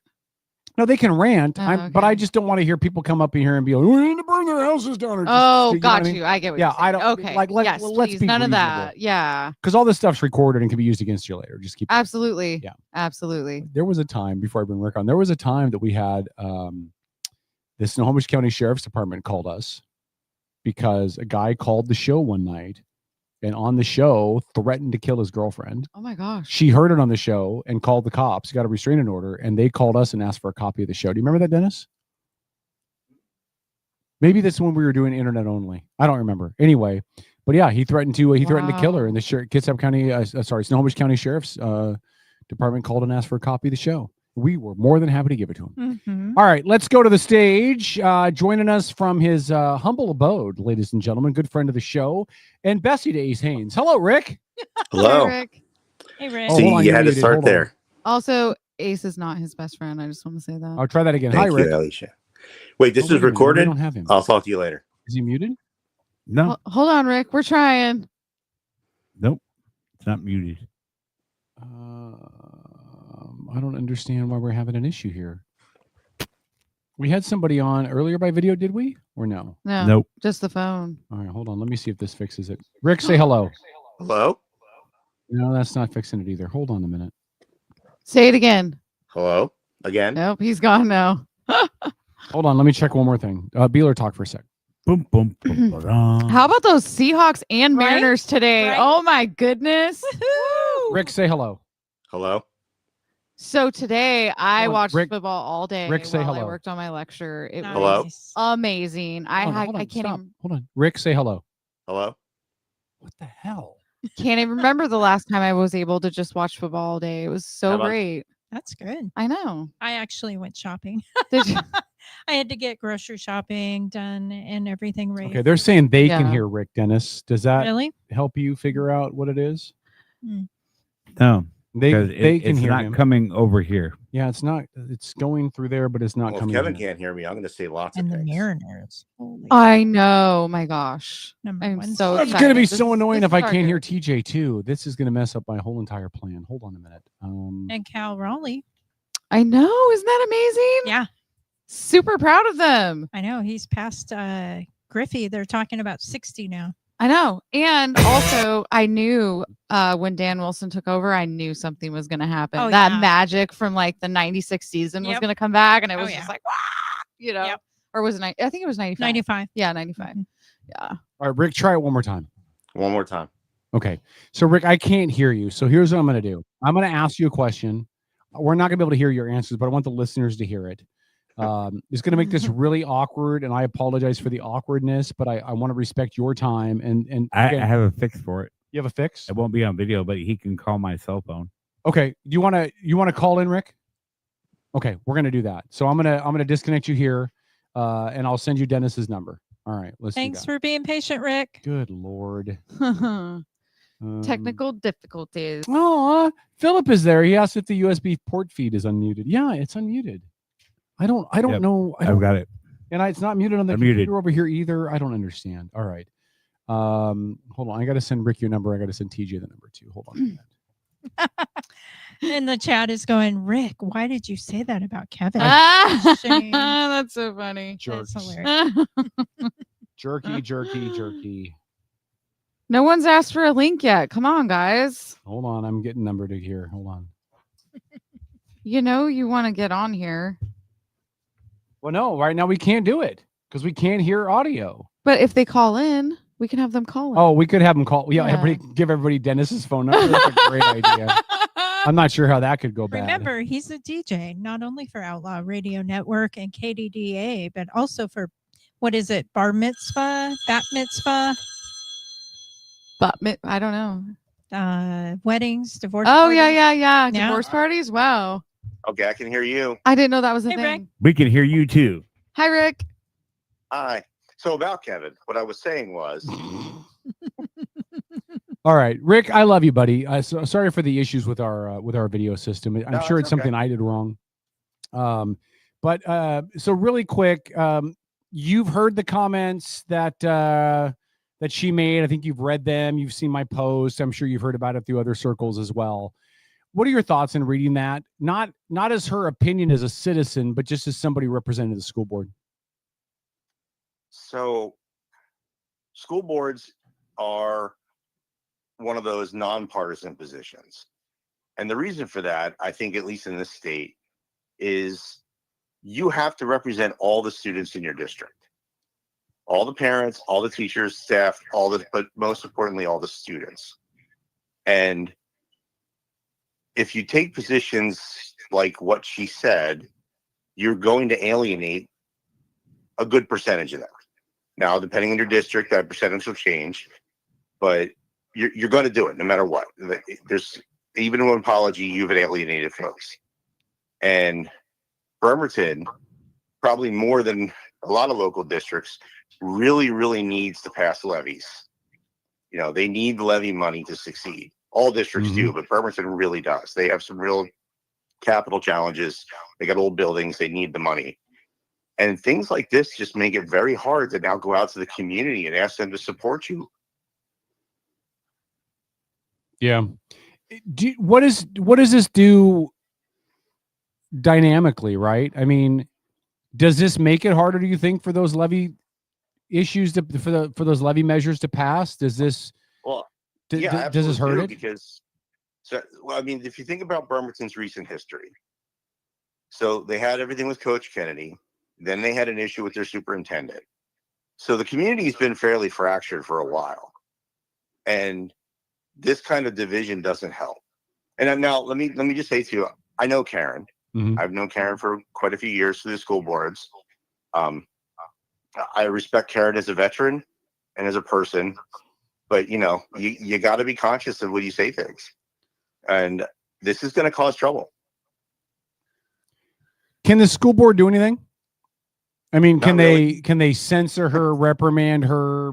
Is there any action the school board could take if they wanted to? You can censor, but censor really is you shouldn't have done that. Don't do it again. Mm-hmm. I mean, literally, that's all it is. It's just we expressed unhappiness with you. They're all independently elected. No one school board director has power over the others, unless you do something illegal, which then opens you up to recall.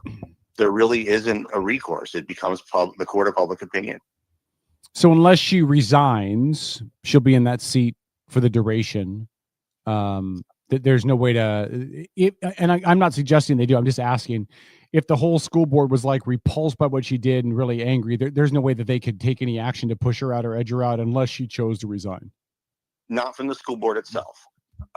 You can be removed from positions. Like you mentioned, she's a legislative rep. And so what that is essentially, a lot of school boards have additional duties you get kind of assigned. I was the legislative rep my last time, on the last year I was on school board, I was the liaison to the city of Poulsbo for 6 years.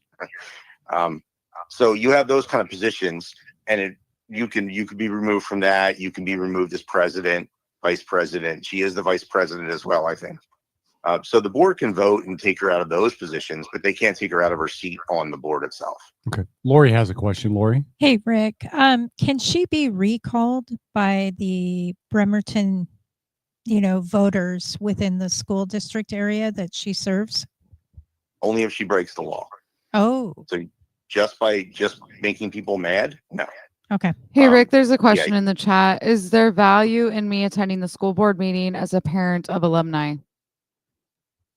Well, I'm going to say there's always value in mixed citizens attending all public meetings.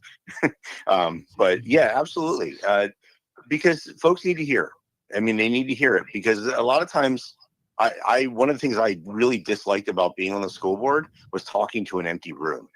Mm-hmm. It would be the board, it would be the staff, and it would be like 1 or 2 citizens. And that really is disheartening, even when things are going well. You want your citizens there. You want them participating and involved. If you walked in and the room was full, you knew there was a problem. Yeah. So there's always value. How full you think it's going to be? Bremerton tends to turn out. So I think if the word gets out, people, and there are already people who don't like Karen. She had people run against her last time for things that partly because of things she said. Mm-hmm. So I'm sure it's going to get around, and there's going to be folks there. You had the person that ran against Drew Hansen this last cycle. He ran against Karen when she ran for her re-election last time. I can't think of his name off the top of my head. Okay. Shannon said the schools themselves are supposed to be nonpartisan, but look where the teachers union went with it. Rick, we love you. Let's get you back in studio soon. Let me know when a good time is. Okay. Okay. All right. Thanks, Rick. We love you. We'll chat soon. Yep. All right. Okay. I feel bad. Bye, Rick. We had to cut Rick a little bit short just because I'm running out of time, and I still want to be able to get TJ on like we talked about. And I don't know what's up with the video issues. So you'll have another call coming through in just a sec, Dennis. Thank you, Dennis. And thanks to Rick, right? Mm-hmm. Because it's a little awkward. He is a city councilman in Paulsbo. He's not in Bremerton. He's not on that board. Right. So thanks to Rick for answering some questions that may not have been the most comfortable. And I apologize if he feels like I put him in a spot I didn't mean to, obviously. But I think there's some important information in that, right? Which is the school board could be, I'm not saying they are. They could be fully annoyed with the whole thing. There's very limited stuff they could do about it. And really, if you're going to apply pressure, you show up at the school board meeting. Do we have our caller on? Hey, I believe that TJ is joining us from Arizona. TJ, what's going on, my friend? Not much. Nice to join you guys. Thanks for coming on, man. Hi, TJ. I want to give TJ a little prop. First of all, he's the defending and reigning fantasy football champ in my league. That's the only time we will speak of this. Nice. TJ is also a pastor in Arizona. He was up here for a long time as a youth pastor up in Washington, up in Kitsap County. So he's connected to the kids and the community. So he knows what's going on up here. TJ, you've been down in Arizona for what, 6-7 months now, something like that? A year and a half. But, that long? Yeah. But no, it's been good. And TJ's also a Duck fan, so take everything he says with a grain of salt. TJ, I guess I want to answer. I guess I want to ask you up front. You've heard the conversations that have been being had about the school board member. I know that when you and your wife were up here before you guys left, you were really active in some of the school stuff, really active in the community. Do you have thoughts on that? Again, from an outsider's perspective, and if you don't know enough about it to comment, I totally understand. I mean, for us, it's kind of just more of the same. In Washington, a lot of these school board members, they get on these boards with little to no experience. People check because, hey, I like this name, or I know this person, or somebody told me to put this person on there. And sometimes they get on there because, somebody left halfway through the term and they just had to appoint somebody else. And so, my wife and I, we were there all through COVID and all the other stuff. And a lot of these people are just random people who end up on these school boards. And sometimes random people have some really, really dark stuff that they're trying to work through. And I think that that's kind of what you're seeing here with Karen, is that she's trying to, she's a person who's trying to work through some stuff, and that ugliness is sort of bubbling to the surface. And, you know, truthfully, this whole Charlie Kirk thing has been, it's a big mask off moment for a lot of people. You're seeing a lot of people be more bold. You're seeing a lot of more people, you know, who are just coming out as just venomous, like Karen is. And so, yeah, I mean, Washington's going to Washington, and this just feels like exactly one of the reasons that we wanted to get to a little bit more of a free state. Well, we were sad to see you go, man. And I mean that. I know a lot of people that you were youth pastor at the church that I've been attending, and a lot of people were sad to see you guys go. It's one of the casualties of the politics of this, is that good people leave, right? Yeah. One of the things that's really stood out to me in regards to the murder of Charlie Kirk has been this almost revival in faith, right? We've seen church attendance skyrocket through the last 2 Sundays. We've seen it locally at my church. I'm going to ask you about your church in a sec. Other churches in the area. Kitsap County was rated as the number 7 most unchurched county in the nation several years ago. And yet we're seeing bodies hand over fist come back into the church. And there's this yearning to connect. Can you talk about what you've seen at your church down there in Arizona? And then what is the reason for that? What do you think? It's across the board. I mean, I'm not just connected to churches in Arizona and churches in Washington. I'm connected nationally to pastors and youth pastors all over the country. And this has caused a ton of people to come back to churches. And we're seeing church services spike 30-40%. I mean, 30-40% in October is a wild thing. I mean, 30-40% at an Easter service, that makes sense. But September, October times, these are kind of dead months in the church world. And so it's all about the Charlie Kirk stuff. And Charlie Kirk loved Jesus. He was an outspoken Christian, and a lot of people view him solely through the lens of politics. But what people aren't seeing, or maybe they're not letting themselves see, is the fact that he had this way of weaving his faith into everything he did. And I would say that his politics were actually downstream of his faith. The spring to which made Charlie so effective was that he loved Jesus. And you see that now. You can go back and watch thousands of hours, but it almost always ends up at the same conversation. And it's the conversation about God. It's the conversation about the Lord. And that's what people are seeing. And so a lot of Christians aren't just viewing this as like a political assassination. They're viewing this as a martyrdom, as a Christian martyrdom, that he was killed for proclaiming the truths of God, the truths of Christ. And so when you see that, when you see evil, it's a spiritual awakening. Now, a lot of people see spiritual awakenings as always kind of like this, like lights and clouds and soft music and harps and all that other stuff. But a lot of times, spiritual awakenings happen in people's darkest moments, when they hit rock bottom. And as a society, there's been several moments like that. And what happens is the church attendance spikes right after. That's when revival happens. And so people saw Charlie doing his ministry, and then they saw him brutally killed. And they knew instantly that this man was killed for his ideas. And his ideas seemed to gravitate completely around Christ. And so people went back to church. They said, hey, I need to get back into it. And so that's what we're seeing across the board. It's pretty much everywhere. Now, how long this will last is anybody's guess. There's been a lot of Christian awakenings over the history of the American experiment. And, they flash up in different spots and then they die out. Sometimes they're a month, sometimes they're years, and so we don't really know what this is going to mean.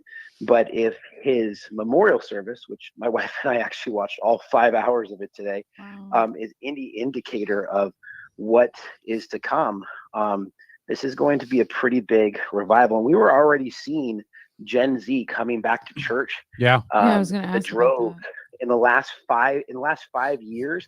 Gen Z has become the most religious generation since the silent generation. That's a wild stat.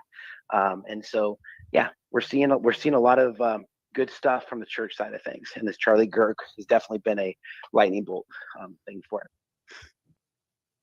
I was going to ask. I was what we've seen. This is throughout, Alicia, TJ, by the way. Hi, So- TJ. There you go. What we've seen throughout history is that it goes in cycles. And so do you think that we're coming up on one of those cycles again? And if so, do you think this was, I mean, obviously it was a catalyst, but I would like to hear your opinion on that. Yeah, I mean, yes, like I said, I mean, it cycles, or people talk about it as a pendulum swinging back and forth, and all the other stuff. I think it's interesting to think about life in the way of like, how long is this going to last? Because there's sort of an anticipation of something being normal or not being normal. But you have to remember that history isn't a going back or going forward thing. It's a progression into an unknown that none of us know about. And so these events matter. They change things. It's a history changing event. It's JFK. It's MLK. It's now Charlie Kirk. And so what does it mean? Well, history is going to keep telling us what it means as it progresses. And we don't always know what things are going to be when we're looking out through like the front glass of our of history. But when we look in the rear mirror, we kind of understand why all these things had to happen. And from my perspective, just in the 2 weeks since then, we're seeing people get baptized. We're seeing people get saved. We're not seeing the same old tired tropes about why people don't want to go to church and all the other things. People are just coming back. They saw evil close up. They said, I don't want anything to do with that evil. I just want Jesus. And we're seeing that awakening sort of happening. And I would just say, to any of your listeners or anybody who's sitting on that panel, there is life in Jesus Christ. If you don't know what to do with all this stuff, find yourself at a good Bible believing church and listen, because it changed my life. I know Kevin can talk about it changing his life, but there's a lot of good Christians out there who can testify to the life-changing trajectory that Jesus has had in their life. So, yeah. One other question for you, real quick, TJ. Too. Now, you're a youth pastor at the church that you're at now, correct?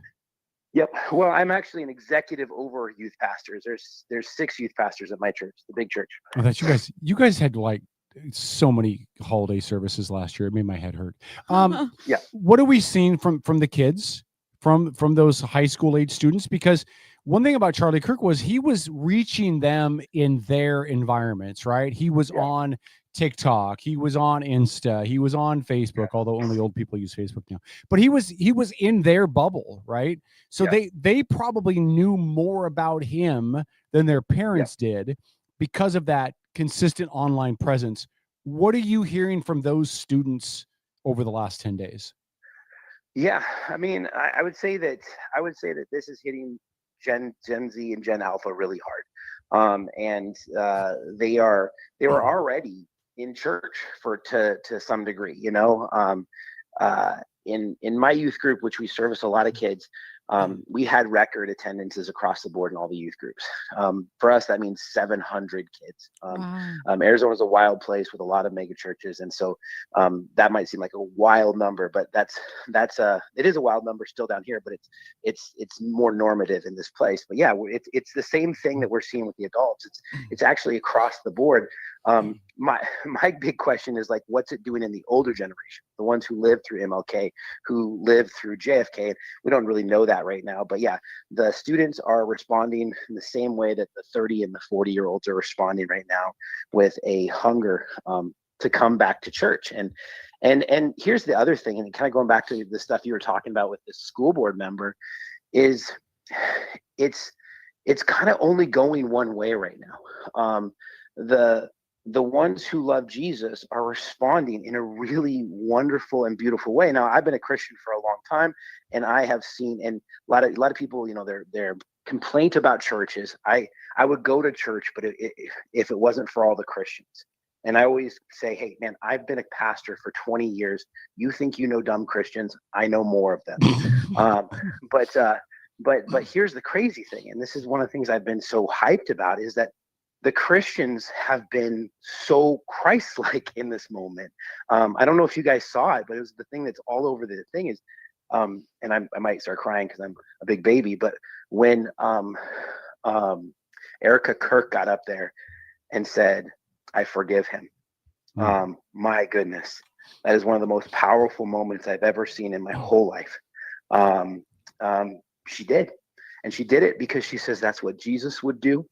And that's what Charlie would want me to do right now too.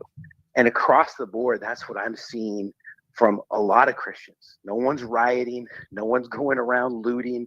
You know, there's a few weird Facebook posts here and there, but for the most part, Christians are acting like Christ. And the other crazy part about this is the crazies are acting crazy. And so like Karen on this thing, which is a great name for her, she's showing the void that's sort of in her heart. And that also preaches a gospel to people. And it becomes very clear in these moments where good is and where evil is. And, Christians aren't perfect, churches aren't perfect, but man, you want to be in the light when the darkness comes. And right now there's a lot of people who want to be, they want to be in the church on Sundays, and they want to be worshiping. They don't want anything to do with that evil stuff that's kind of they're seeing online and all the other stuff. So yeah. TJ, a lot of people in the chat know you or remember you from Grace Point. They're pointing out how much they appreciated you, how awesome you were. We've got other people echoing those sentiments in the chat as well. So you've got some friends, some people that miss you up here in Kitsap, man. Thanks for taking some time on a Sunday. I know you guys have got your hands full, but I love the opportunity to connect. We should do this again sometime. Yeah, anytime. God bless, guys.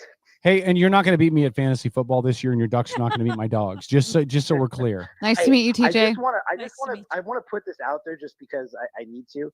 Is that Kevin is as trash as you'd think he would be at this. I just want everyone to know, like, as much as you think he's bad, he's actually worse than that. So, hey, that's the least Christ-like thing I've done all day. So, but anyway, guys, God bless, and go Ducks. Love you, TJ. That was Take care, awesome. man. Give my best to your fam. All right, there goes TJ. Quality dude, like a really quality dude. Just a good guy. Sounds like it. And he's got his, listen, I always think it's cool when you meet really quality people that roll up their sleeves and then go put their work where their hearts are. You know what I mean? Like it's easy for me to go to work every day and go earn my job. And I think in some way I've got a little bit of that heart thing because I'm working with vets and that's important to me. But when you got a guy like TJ who's like, well, I could make a whole bunch of money doing something else, but I'm going to do this instead because this is where I feel called to where my heart is. And he's a really good dude to boot. It's pretty cool. All right, we're going to take a break. We come back. We're going to continue to dive into this. We'll because we're having the issue. We'll work on the thing with the video a little bit during the break. See if I can't figure it out. Otherwise, we'll have to pull the plug on that idea, and we'll just encourage you guys to post some stuff in chat. There's some other national stuff to talk about as well. Poor little Jimmy Kimmel lost his gig. We'll talk about that. I will tell you the concern I have. We'll talk about that as well, but all kinds of other stuff. So stick around. It's the Outlaw Radio Network. K-Dog Beals, Dennis, Lori, Tom is in Vegas. Paul was in the chat earlier, I think, and may try to join us next hour as well. So we'll see what happens. I'm stalling, waiting for Bump. Dennis is getting the bump ready. And thanks again to TJ. Oh, really, thanks to Rick. Great. Thanks to everybody who joined us tonight. Thanks for Shane for coming down. Shane just volunteered, wanted to come down and share his thoughts. If this show is nothing, I want it to be a spot where people have a spot to share what they're feeling, what they think. Yeah. Because you're not going to get that in this county anywhere else. You can try to call when there's open phone lines at like KVI or something in Seattle and see if you can't make it through the myriad of thousands of phone calls they get. Yeah. But we're not that big. Yeah. Brought to you by Monster. Brought to you by Monster. Also, Andrew Kennedy, don't go anywhere. I have a photo I want to show you about your Michigan Wolverines. We'll do that after the break. So we'll take a break. Paul is in queue. We'll bring him on with us in just a second. Top of the hour, bumper break underway. Stick around. More of the Outlaw Radio Network. .com. .com.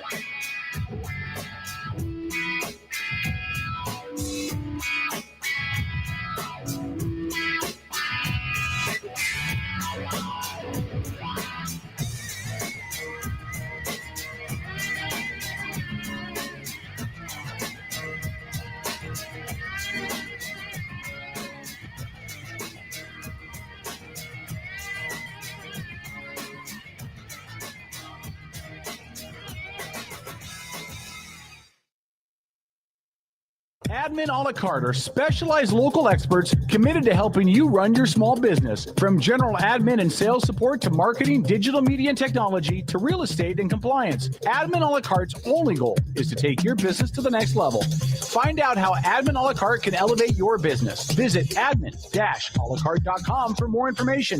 That's admin-alacarte.com. Admin a la carte. Your business doesn't fit into a box. Why should you have to? Are you ready to elevate your spirits? Look no further than Black Rain Spirits, your local craft distillery nestled in Town Square Mall. Indulge in the smooth richness of our handcrafted spirits, meticulously distilled to perfection. Whether you prefer the bold kick of our bourbon or the subtle sophistication of our gin, Black Rain Spirits has something for every palate. Visit us today at Town Square Mall and experience the essence of true craftsmanship. Black Rain Spirits, where passion meets perfection, unconventionally traditional. On a recent episode of the Outlaw Radio Network, Some of our listeners even appreciated you dumbing it down for them. So, on behalf Sometimes of I have to mansplain for people like. By the way, mansplaining is when men explain things to a woman in a condescending tone. I just mansplaining. That's the Outlaw Radio Network, Sunday nights at their new time from 6 to 10.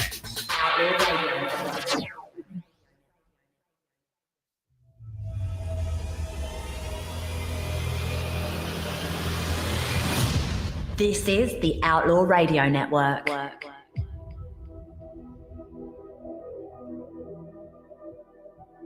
K-Dog, a man in love with his own voice. St. Paul, the self-proclaimed voice of reason. Here to have the conversation.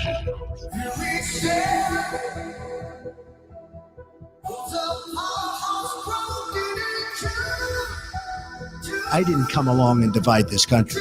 This country was seriously divided before I got here.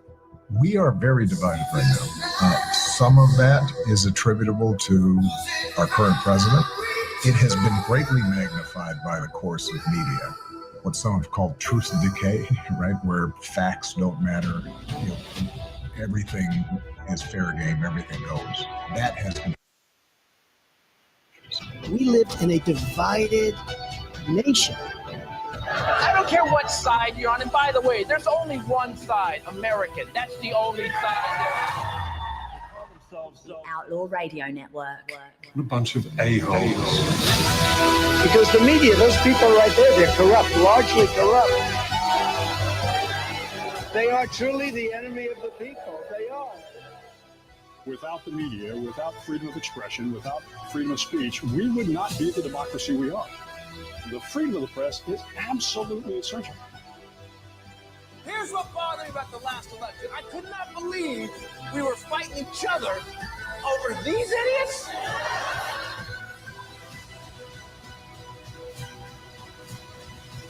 You guys do get that we get a new idiot in 4 years, right? Outlaw Radio Network. All right, Outlaw Radio. In spite of all that I've seen, I have. All right, we're gonna try to do this. We're gonna try to do this with Paul. Paul, we've had an issue with getting the audio to work on the feed, so I'm gonna add you to the stage and see if this fixes it. Paul, say something. No, Paul. Say something. You say something. I can't hear you, brother. Hear us. I can't hear him either. God bless it. Hold on. I know that, at least from what I saw before, I don't understand. It worked earlier because it looks like people in the chat room could hear you. I didn't hear anything. And they can hear me, but I cannot hear you. Paul, say something again. And I know you're probably desperately looking for a way to solve the situation, and you're talking about it while you're doing it, which I totally appreciate. Really, you got to give Paul my phone number too. Paul, do you have Dennis's number? You can call Dennis's helpless. number and call on Dennis's And number. I'm not knocking her for that. Not He's just talking still. I know. Paul, we can't hear you. But that's how it is when you're married to Paul. He just But it talks says a lot. But you're in the show, so I'm in the show. So, no, Tommy wanted to call in and be a part of the What if I open switch back to video the other chat. side? We're just not gonna be able to do it. I'm gonna have to figure out. Everybody can hear Paul too. We just can't hear him, and it doesn't work to do a. What about the phone number? Well, I'm gonna send that. We're not gonna give out Dennis's number. No. I meant the one where everybody can leave a voice message. The Google voice, but again, I don't know. That would come into this computer. Oh, and never mind. I don't want to Never mind. troubleshoot as we go. Yeah. So I just sent Paul your number, Dennis, and I apologize. That's annoying. So while we wait for that, J. Andrew Kennedy, I have a photo for you. We came across top secret photo evidence of the Michigan Wolverines, and I want to share that with you really quick. This is the Michigan team bus heading to Lincoln, Nebraska. So that was forwarded we on have to me. one St. Paul. There we go. So there's photographic proof right there of the Michigan team bus heading to Lincoln, Nebraska. There you go. Glad to help. All right. Paul joins us by phone now. Hello, Paul. Hi, Paul. We don't know what's going on. Paul, you there? Paul? I feel like everything that could go wrong tonight has gone wrong tonight. But the phone just worked a minute ago when TJ called. I know, but everything else that could go wrong has gone wrong tonight. Your Bluetooth crap is not working. Oh, Dennis said it's an issue with his Bluetooth. Yeah. All right. Well, I'll let Dennis keep working on that over there. Oh, there he is. There's Paul. Hello, Pollywog. Where? I just hung up on it. Oh, I heard him for a second. We heard him for a split second, Paul. Yeah. You can call back. All right. All right. Paul, call back. All right. Yeah. You guys have any thoughts on what TJ had to say as we're kind of stalling for Paul to call back in? You guys have any kind of follow-up thoughts on what TJ had to say? I think it's great. I guess I would ask, I didn't want to interrupt, so I didn't ask, but, what was the drop-off that he saw in 2020? I know he was up here, but I'm just curious because... Probably because of COVID. Well, yeah, because of COVID, but I mean, also because of states, right, jurisdictions that went hardcore. You can't be in the parking lot. You can't, you can't do religious services. You can't get together on Zoom and have the pastor in the church. Right. I mean, yeah, it was ridiculous. So I'd love to, And I think after that, there was a drop off just because of people's mental health after that. I mean, we were so separated from each other that it really took its toll. Definitely. Yeah. Paul, are you there, buddy? I am. There he is. What's going on, man? How are you? I don't know, man. I thought I unplugged everything, and there I was told my Bluetooth wasn't working, but it seems to work just fine now. It's brand new. But anyway, weird. And I will tell you this, that I have noticed this from day one that we started using this particular app, that if anything, while I'm on that app, if anything causes me to like if I've got that app on, right, and you know how you guys were trying to talk to me and you couldn't hear me and I couldn't hear you, so I switched back over to the live feed of the show, and then it just automatically booted my Bluetooth off, even though my Bluetooth was still connected and still working just fine. Mm-hmm. So, but I've said that for probably 2 years now, and always been told it was my fault. So I don't know. Maybe it is. Maybe it isn't. Who knows? I don't know. I don't Could be a number care. of things. Anyway. Yeah. Yeah. Well, you're not even here, but it's your fault, Paul. I'm just gonna throw that out there. Hey, I don't know how much of the show you've listened to tonight. That's good. I'm gonna start. I'm gonna. She's got a Hillary Clinton crackle going, or cackle. Do You guys I? notice that?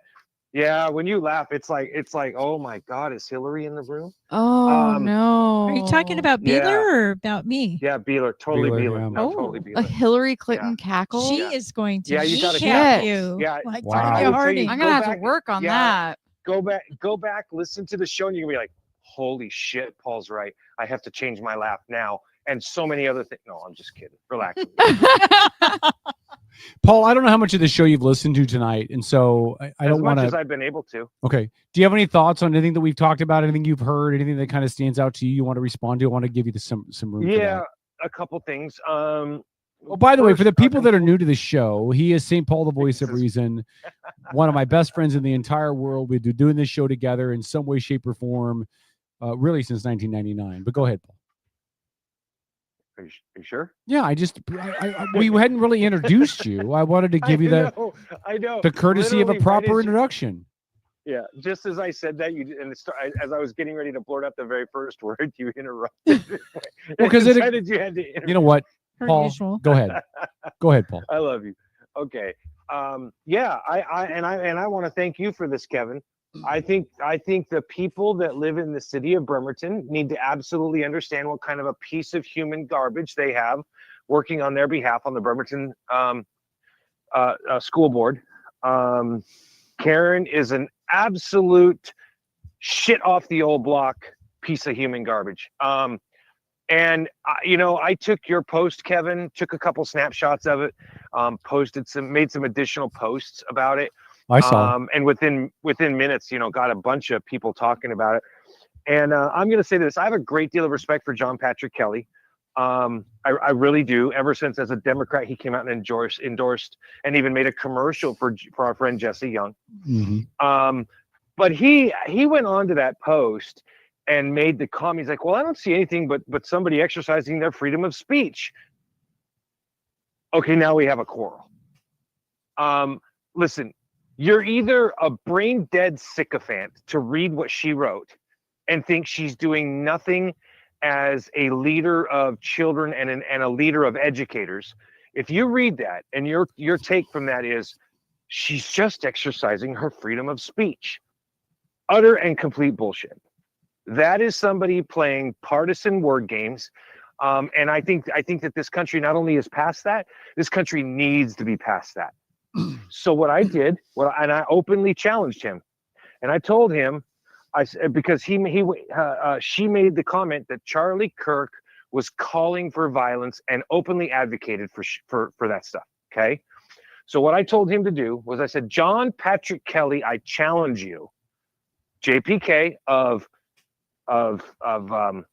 Democrat fame, who got kicked out of the Democratic Party in Pierce County because the Red Beret gals didn't like him very much. Mm-hmm. That JPK that we've brought on the show on more than one occasion because we like to hear his point of view on things. That JPK that spars back and forth with Robert Parker, that JPK who literally lacks the intestinal fortitude to say half the shit he says to somebody's face. And by that, I mean, you would never, ever look Erica Kirk in the face and say, well, I don't find anything wrong with what that Karen gal said. Oh, yeah, he would never say to Erica. You wouldn't. No, he would not. No, he would not. That is just an absolute keyboard warrior jerk-off fantasy. That's a guy who sits in his bathroom reading Playboy magazines and not for the articles, okay? That's what that is. You think I'm a little bit miffed about it? Fuck yeah. Like, what kind of turd bowl goes on to Facebook and reads a woman's words who's on a school board, who openly talks about a man who was murdered a week ago, and talks about how she's just exercising her freedom of speech, right? I don't know what's worse, her and her words or him and his. So I openly challenged him and frankly said to him, I'm going to follow every time you post. And I kind of fibbed. I'm like, I've got an AI algorithm that's going to follow every post you make, and I'm going to follow you, and I'm going to put something in there every time about how I'm challenging you to find and prove to me beyond a reasonable doubt, which isn't even it's all you need for a lighthearted conviction, right? For a misdemeanor, but nonetheless, prove to me that Charlie Kirk advocated for violence anywhere. He won't and can't do it because it never happened. So, and for somebody like me, and Paul, really quick too, I don't know if you've seen the issues that I've had with a certain guy on my page, because I keep asking him the same thing too. Give me a video, not a 9-second snip, right? Because anybody can find a 9-second snip on anybody and make it sound like whatever the agenda is that they want. But give me the full body of an interview where Charlie Kirk sounds like a racist. When you hear the entire scope of what now, maybe sometimes he doesn't phrase it in a way that makes people feel all warm and fuzzy in the cockles of their hearts. No, because he was truly a guy. Yep. Yeah, he was not that unlike you, Kevin. He was a straight to the point, not a lot of nuance in what he has to say, right? Let me just say this: Kevin is not straight to the point. I'm always. Are you kidding me right now? I think that is the nicest. I think that is the nicest thing Paul's ever said to me. Oh my god! I was trying to make him feel good. Okay, Jesus, a never-ending circle. No wonder, right? You're as bad as Kevin. For fuck's sakes, listen. When one guy is making another guy feel good about himself in life in general, let it go. Okay, it's like a Disney. It's a Disney song. Let it go. Oh. I can't All get right. in with you guys right now. I just can't. Let me. You can be. Let me say this, awesome, by the way. Paul. I'm going to push back a Jerking tiny each bit. other. That's what it's like. You're gonna. Yeah. You're gonna. I'm going to push Good back Lord. a tiny Do bit. you women sit around thinking of this stuff? Absolutely. Like, oh my god. Oh my god. I'm going to hold on, Paul. I want to It's like push the back a Roman tiny Empire. bit. Yes, Kevin. Go I ahead. would argue that JPK, who I'm not a fan of, like I've never have been, I never will be. Okay. Right. But I would argue that JPK is not wrong when he says that she's exercising her First Amendment rights. Because I think that's he's probably right about that. Yeah, I think he's right absolutely about that, correct. yep. But I think the ... at the end of what JPK wrote should have said she's exercising her First Amendment rights, ... But words have consequences. Which is why he's dead. Yeah. And I think that there's absolutely I don't believe the conspiracy theories floating around, and good God, there are some crazy ones about his murder. And I'm just kind of like, okay, whatever. Those same people think that planes didn't actually fly into the Twin Towers. My point here is very simple. If you go and listen, and you brought up one thing about Charlie Kirk, and you all may have discussed this, maybe I missed it, but a lot of people tried to claim he was a racist because he talked about how bad the Civil Rights Bill was. I think it was 1964. Yeah, right? we hadn't discussed that yet, but we can totally talk about it. Okay. So and listen, the only people that are saying that are people who have not listened to what he had to say in its full context. Now, I posted a response that an African American did to very quandary in our chat room. If you guys have a chance or you'll want to find it or whatever. Because I freely admit it was one of the things I went searching for, because I'm like, why would he say that? Right? Because I heard a lot of people. The two things I was hearing over and over again was that he said the Civil Rights Act of 1964 was no good. I heard some people mentioning that he had talked about Dr. Martin Luther King and had besmirched him, which I looked up and found out, holy cow, that was indeed true. But again, if you don't understand the context, you don't know. You just hear that part. You're like, oh, how dare he say things about Martin Luther King, right? But yet the things he said were very true. They're just the undercurrent of things people don't want to talk about, like the fact that he had a secret love child, like the fact that he had secret romantic rendezvous. Like he preached one thing and lived his life a very different way. And I didn't know this stuff. And now that I do, it doesn't change my vision of his message, but it absolutely changed my vision of the man. But that is what it is, right? And those are so he's out there saying what we know to be true and then being judged by it based on the one sentence out of a whole paragraph, right? Yep.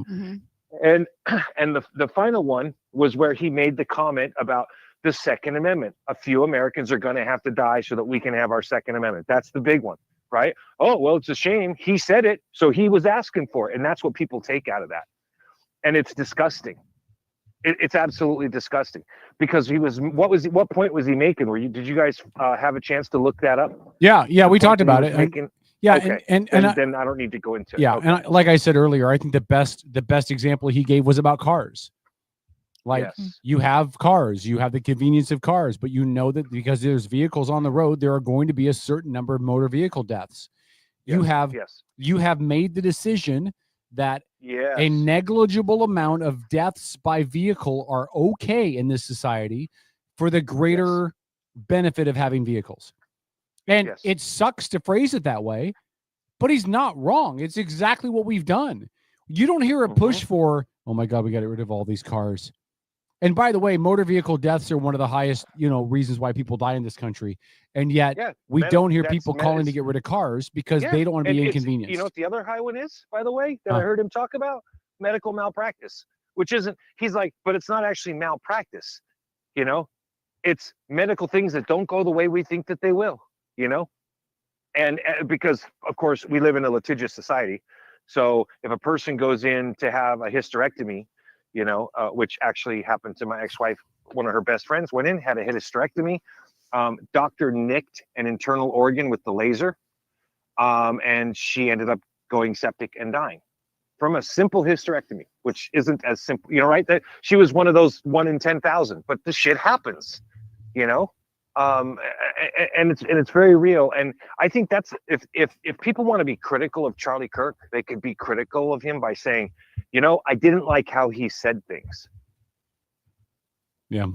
But I mean, but what else was there, man? And it, I will tell you this, I had a video, I just started up a TikTok page, and I did it because I wanted us to be able to broadcast the show live on TikTok, because it will massively boost our listenership. Yeah. Massively. And I will tell you, one post got me over the top and pushed me over the top. Are you going to use mine again? I don't know. You're what? The post you shared. Then never mind. Go ahead, Paul. No. Well, I made a post. I did one where I just did the writing and posted a picture, and then I did a 60-second video on one topic. And this was 2 days after he was assassinated. And what I said on TikTok was, I wanted to start a trend, and I said, everyone call for the canonization and the beatification of Charlie Kirk. And holy shit, did I get hatred. The likes of which I don't think the captain of the Titanic met when he was fucking, you know, when they were sinking, right? I mean, holy cow, people hated on me for that. I mean, I got everything from, well, what miracle, you know, did he create, right? What miracle was there from Charlie Kirk? Well, did you see the stadium today? Have you seen the amount of people that have gone back to church? Mm-hmm. I think that is a miracle. Yeah, and I don't know if you heard the conversation we had with TJ, a pastor in Arizona who used to be a pastor at the church that I attend, and he said the same thing. They're seeing 30 to 40% increases in church attendance across the board, not just at his church, but at other churches he communicates with. We've seen it in Washington. Right. Kitsap County, according to 2013 study, was the 7th least churched county in the nation. And we're seeing hand over fist rise in attendance at churches across the board. Yes. This is a real thing that has happened as a direct result of the what of Charlie Kirk. What word did you choose to use? I don't know the answer to this. I'm just asking you, because my word is martyrdom. I believe that he was martyred for his cause and for his faith, because so many of his ideas have come from his faith. Yeah. And so when people asked me, well, you know, what miracle has he done? Well, you know what? He didn't turn water into wine, for God's sakes, no pun intended, but he didn't need to. In a day and age where people live in a world of instant gratification, this is a man who stood in front of the uneducated or miseducated masses and argued his points based on his faith. And the crowds at his events, as you watch them over the years, gradually began to increase until now, up until his murder. His crowds there were always protesters, but his crowds were 1,000 times pro to 10% protesters, you know? He made a difference, and he brought people back to faith. And by the way, the Catholic Church does not mandate that to be canonized, you must be Catholic. That is not a mandate from the church. So people are wrong when they say that. Because I had to look it up and make sure. Because honestly, I didn't know. And when you think about it, he could have taken his message and just spoken to his followers all the time, but he didn't. He actively sought out to change people's minds. And I think that's really what made him different from any other political figure we're seeing in this era. Yes. Yes. Is a man that I think in a lot of ways, when people go back and write the history of this era, right, very well may say, this is a guy who could have very well been president. And he spoke with an elegance that rivaled President Obama's, you know? Didn't matter that I didn't like his policies. President Obama was an effective public speaker. Yep. So you know, and he really, if not better, quite frankly. You know, I mean, Obama spoke like a intelligent black man, and Charlie Kirk spoke like a uneducated, uncollege educated white guy. You know, so it's just there's a place for that. There's a place for him. There's a place for that message, and he inspired me. Like when I started doing my TikTok videos, and like I said, it's only been a week, and I have enough followers already like my kids are like blown away. They're like, how did you get that many followers in a week? Right. The least uncool guy on TikTok. Dude. Yeah. Well, and what makes what you're saying right now more true, Kevin, is that I've made it a point. All of my posts are positivity messages. And there's lots of things that I could say that are hateful and negative. I actually already got a strike in a week. In the first week, I got a strike. You know what I got a strike for? Oh no. I got a strike for asking people the question to challenge people and say, well, prove to me what it was that Charlie Kirk said or did that was hateful or rhetoric that was calling for violence. That was all I did. I put that out there in a statement. What is a strike? Is that like a warning from them about terms of service? Yeah, exactly. It was a you fucked up, white boy, you know. So not the first time you've heard that. That was well. It was the white boy comment, you know. It just has a way of throwing a man off. But Paul, you know, yeah. Listen, one of the things that gets me about this whole thing is that if you watched Kirk do his prove me wrong things, and there would be somebody in the crowd that was hostile, screaming at him, yelling at him, screaming obscenities, whatever. How did Kirk always respond? The same thing every time, same way. Brought him right to the front of the line. Do we have a conversation? Yeah. He didn't respond back angrily. He didn't damn them to hell. He didn't call them names. He said, "Can we have a conversation? Are you ready to have a dialogue?" That kid that pulled the trigger, he'd have brought him straight to the front of the line. Yeah. And I will tell, I don't know for you guys, and I'm only speaking for myself here, but the most power, and I was sitting at the paintball field today. Like I started watching the Seahawks game and I turned it off and went and watched the memorial service. And I will tell, I can say this with a clean conscience. If his wife did not at least cause you to well up, at least inside, maybe it didn't bring you to tears, but it did me when she said she forgave the man who took her husband's life. Yeah. Like that was so powerful and so really surreal in a lot of ways, because it showed a level of forgiveness we don't see in the world today. Yeah. Well, and look, you can say what you want to, right?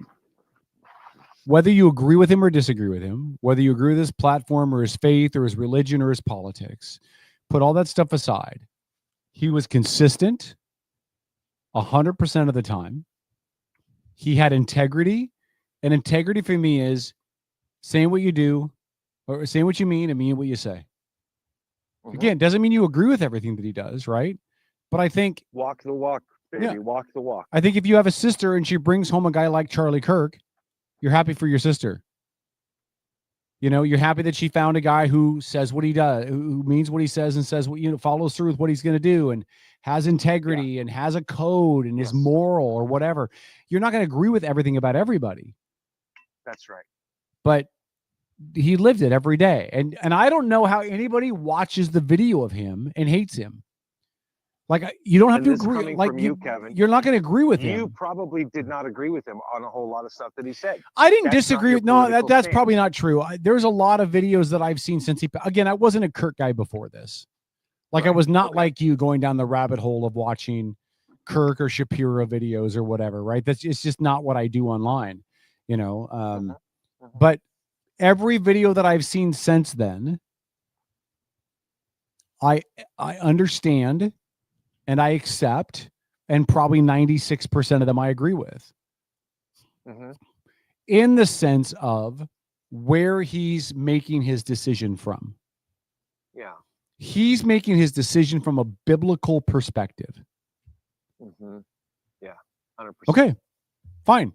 Everything he said on a biblical perspective is correct. Now, I think that there's still some divisions of church and state, and there's some stuff that you have to leave off the table. But let me point this out to you, Kev. Let me point this out to you. But yet on his political arguments, he did not justify them with scripture. So he was actively differentiating between the two. He was giving life advice based on scripture and political advice that may have been motivated by scripture, but his arguments for and against things were not based on scripture. They were always rooted in the Constitution. Yes. Always. Yes. Which is one of the things over the years you and I have discussed routinely. If you're going to be a Republican, do not use scripture, do not use the Bible to justify your point of view on something or why you want to pass a bill or whatever you're doing politically, right? Do not have it.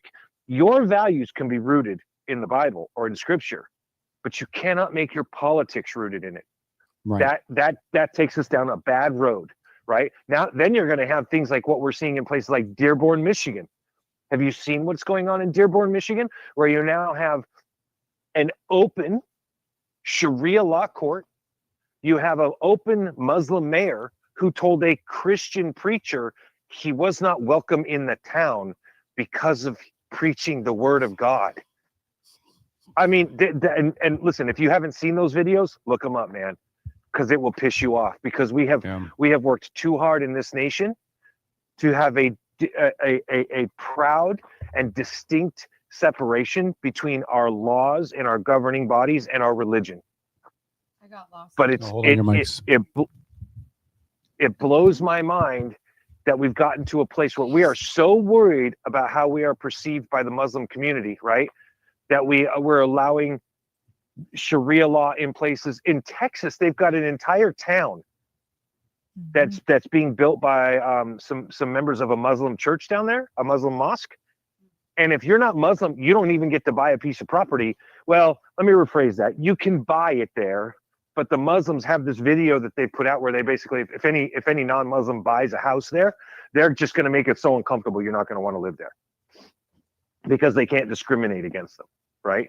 But everybody that works there, lives there, and everything else is Muslim. So like, we've now allowed in this country, I think we're seeing the fruits of 250 years of freedoms, where I think it was John Adams or not John Adams, I think it was George Washington, right?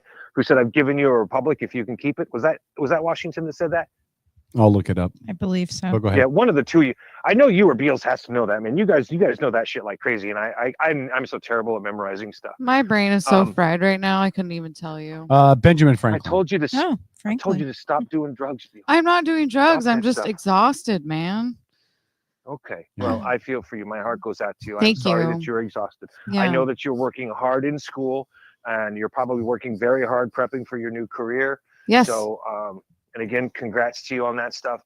That is awesome. Thank you. And before too long, I will be able to get back in studio, but the business is still in its infancy. Yeah. So, and I was actually going to come tonight. You guys are going to crack up about this. It's kind of funny. Sure you were. So I haven't driven my truck in like 3 years, and I blew the oil pump on my Mustang, right? Mm-hmm. So my Mustang ain't going anywhere. I got to save up some money to get that fixed because the whole motor's got to come out to fix it, right? It's going to be a nightmare and expensive as all get out. But fucking rats chewed through wires on my truck. Oh no. So I'm like, I can't drive my truck at night. I have no turn signals. And while I was at the paintball field today, my brother and I were working on some of the wiring on the truck.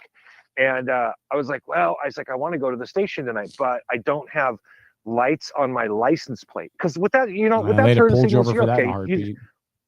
Right, yeah. Exactly. So we literally connected all of my running lights to one positive wire because I couldn't get my turn signals to work. And then I'm like, oh, now I got to figure out what to do to get the license plate light to work, right? Otherwise I can't go to the station tonight. So my one brother, Sean, right? He got it all figured. He's like, okay, I need to put a ground in here and do this, blah, blah, blah, blah, blah. As I'm driving home, I look down and realize my turn signal is on. I'm like, well, that's not possible. That turn signal wasn't working a week ago. I'm like, what? And I'm like, wait, my turn signal thing isn't on. It's in the neutral position. Oh no. Why is my turn signal on? And I'm like, okay, I pull in, I'm going to get gas. And I'm like, okay, where's this stupid ground wire that he connected, right? And I clipped it with my cutters. Ground wire disconnected. Okay, wait, the fucking turn signal's still on. Why the hell is the turn signal still on? Oh no. And then I go, holy shit, my truck isn't even running. Why is the turn signal on? Oh my god. This is why. Yeah. It's a relay switch. I'll just tell you right now. Do you know what the first thing I thought? You know the first thing I thought when you said you were going to come into studio tonight? I thought of the words of some of my favorite philosophers, Wayne and Garth, who said, "Yeah, and monkeys might fly out of my butt." So there you go. Listen, I want to switch to this other topic really quick because it really is a topic that got talked a lot this week. Jimmy Kimmel getting released off of his show on ABC, at least temporarily. They haven't. ABC hasn't said if they're actually gonna cancel the show or if it's on hiatus. They've been pretty quiet. Lori, this is not first grade math class. You don't have to raise your hand. Go ahead. Well, I gotta grab your attention. So yeah. No. Throw shit at him, Lori. Anyways, it was roughly about 9 months ago that they were not renewing his contract. So his contract is almost up and he's losing them money already. What Lori's saying. Well, follow what Lori the is money. saying, Go, Paul. It mirrors a report that came out from one of Kimmel's staff this weekend at some point. The person, whoever it was, came out and said, look, the inside politics was this. And it's the same fucking reason that the other numbnuts is show is being canceled at the end of his contract in the spring. Colbert. It's the exact same reason. These guys have focused so much on political based humor that only flows one direction. So if you're an executive at a TV studio and you're looking at these guys going, you've alienated half the country. Yeah. Half our fucking customers do not want to watch you because everything you say has a bent to it. You have to make fun of everybody. I mean, I think it should be common sense by now. Yeah, and go ahead. Right? Make fun of everybody. Yeah. Well, and listen, and how dead inside do you have to be to see the pulse of this nation after Kirk was murdered? The outrage, the grief, the shock. To think, oh, I have an idea. Let me go on my late night TV show and make inappropriate comments about it. Like, how tone deaf do you have to be? And it would have been different if he had just came out and said it's a tragedy, it's sad, and that's all we're going to say. Nobody, he'd have been fine. But he had to make it about politics and then try to blame it on the Trump administration, trying to make it sound like it wasn't a MAGA. Well, guess what? It wasn't a MAGA. That's right. And what happened, Kevin, when he went to go come on air, I believe it was Tuesday or Wednesday night, the night when he was like, you ain't going on air tonight. And he got pulled because it started with one of the TV stations. They're nationwide, but they got like 150 TV stations. Sinclair Next Star. Yeah. Yes. Yep. And they basically said, we're not putting this guy on air, period, until further notice. And then the network found out he was going to go on air that night, and he was, quote, supposed to issue an apology. Only problem was they got a copy of his apology, which actually wasn't an apology. It was him doubling down. So, I like you said, Kevin, how tone deaf must you be? And can I point out who really does have the pulse? Can I point out that I actually am deaf now from that little rant? Well, sorry about that. Sorry to interrupt, Paul. Go, Paul. Why did they jack up the volume? Oh, Kevin just yelled extremely loud with that last one. Yeah. I know you didn't hear it that way, but oh my goodness. It's okay. really loud. I got you. Sorry. I got you. Well, I sorry, love you Beeler. anyway, Kevin. I will say this, Beals, if it makes you feel any better, I've sat in that chair next to him for 20 plus years, and I don't know that I have much hearing left in my right ear. So great. Thanks you guys for bringing me on. I have that to look forward now to. Mm-hmm. Yeah, thank you. So, but Bill Maher really has. Oh, Bill's been great. People. Yeah. Has he not? Yeah, Bill's been great. He's been great for really years. Has been. So, listen, I don't like his politics. No. But the fact that the dude calls shit, I mean, he makes no bones about it, and I think he's really done a phenomenal job. And I'm not even going to say he's remade himself into more of a neutral arbiter, but he's a left-leaning neutral arbiter, if that makes sense. And I'm totally fine with that. Yeah. He stayed the same while the rest of the party moved past him. Yeah. Yeah, you know what I mean? further left. That's exactly what happened. Mm-hmm. Yeah. Listen, let me tell you the one concern I have. And by the way, in 15 minutes, we'll do football picks and we'll wrap up the show.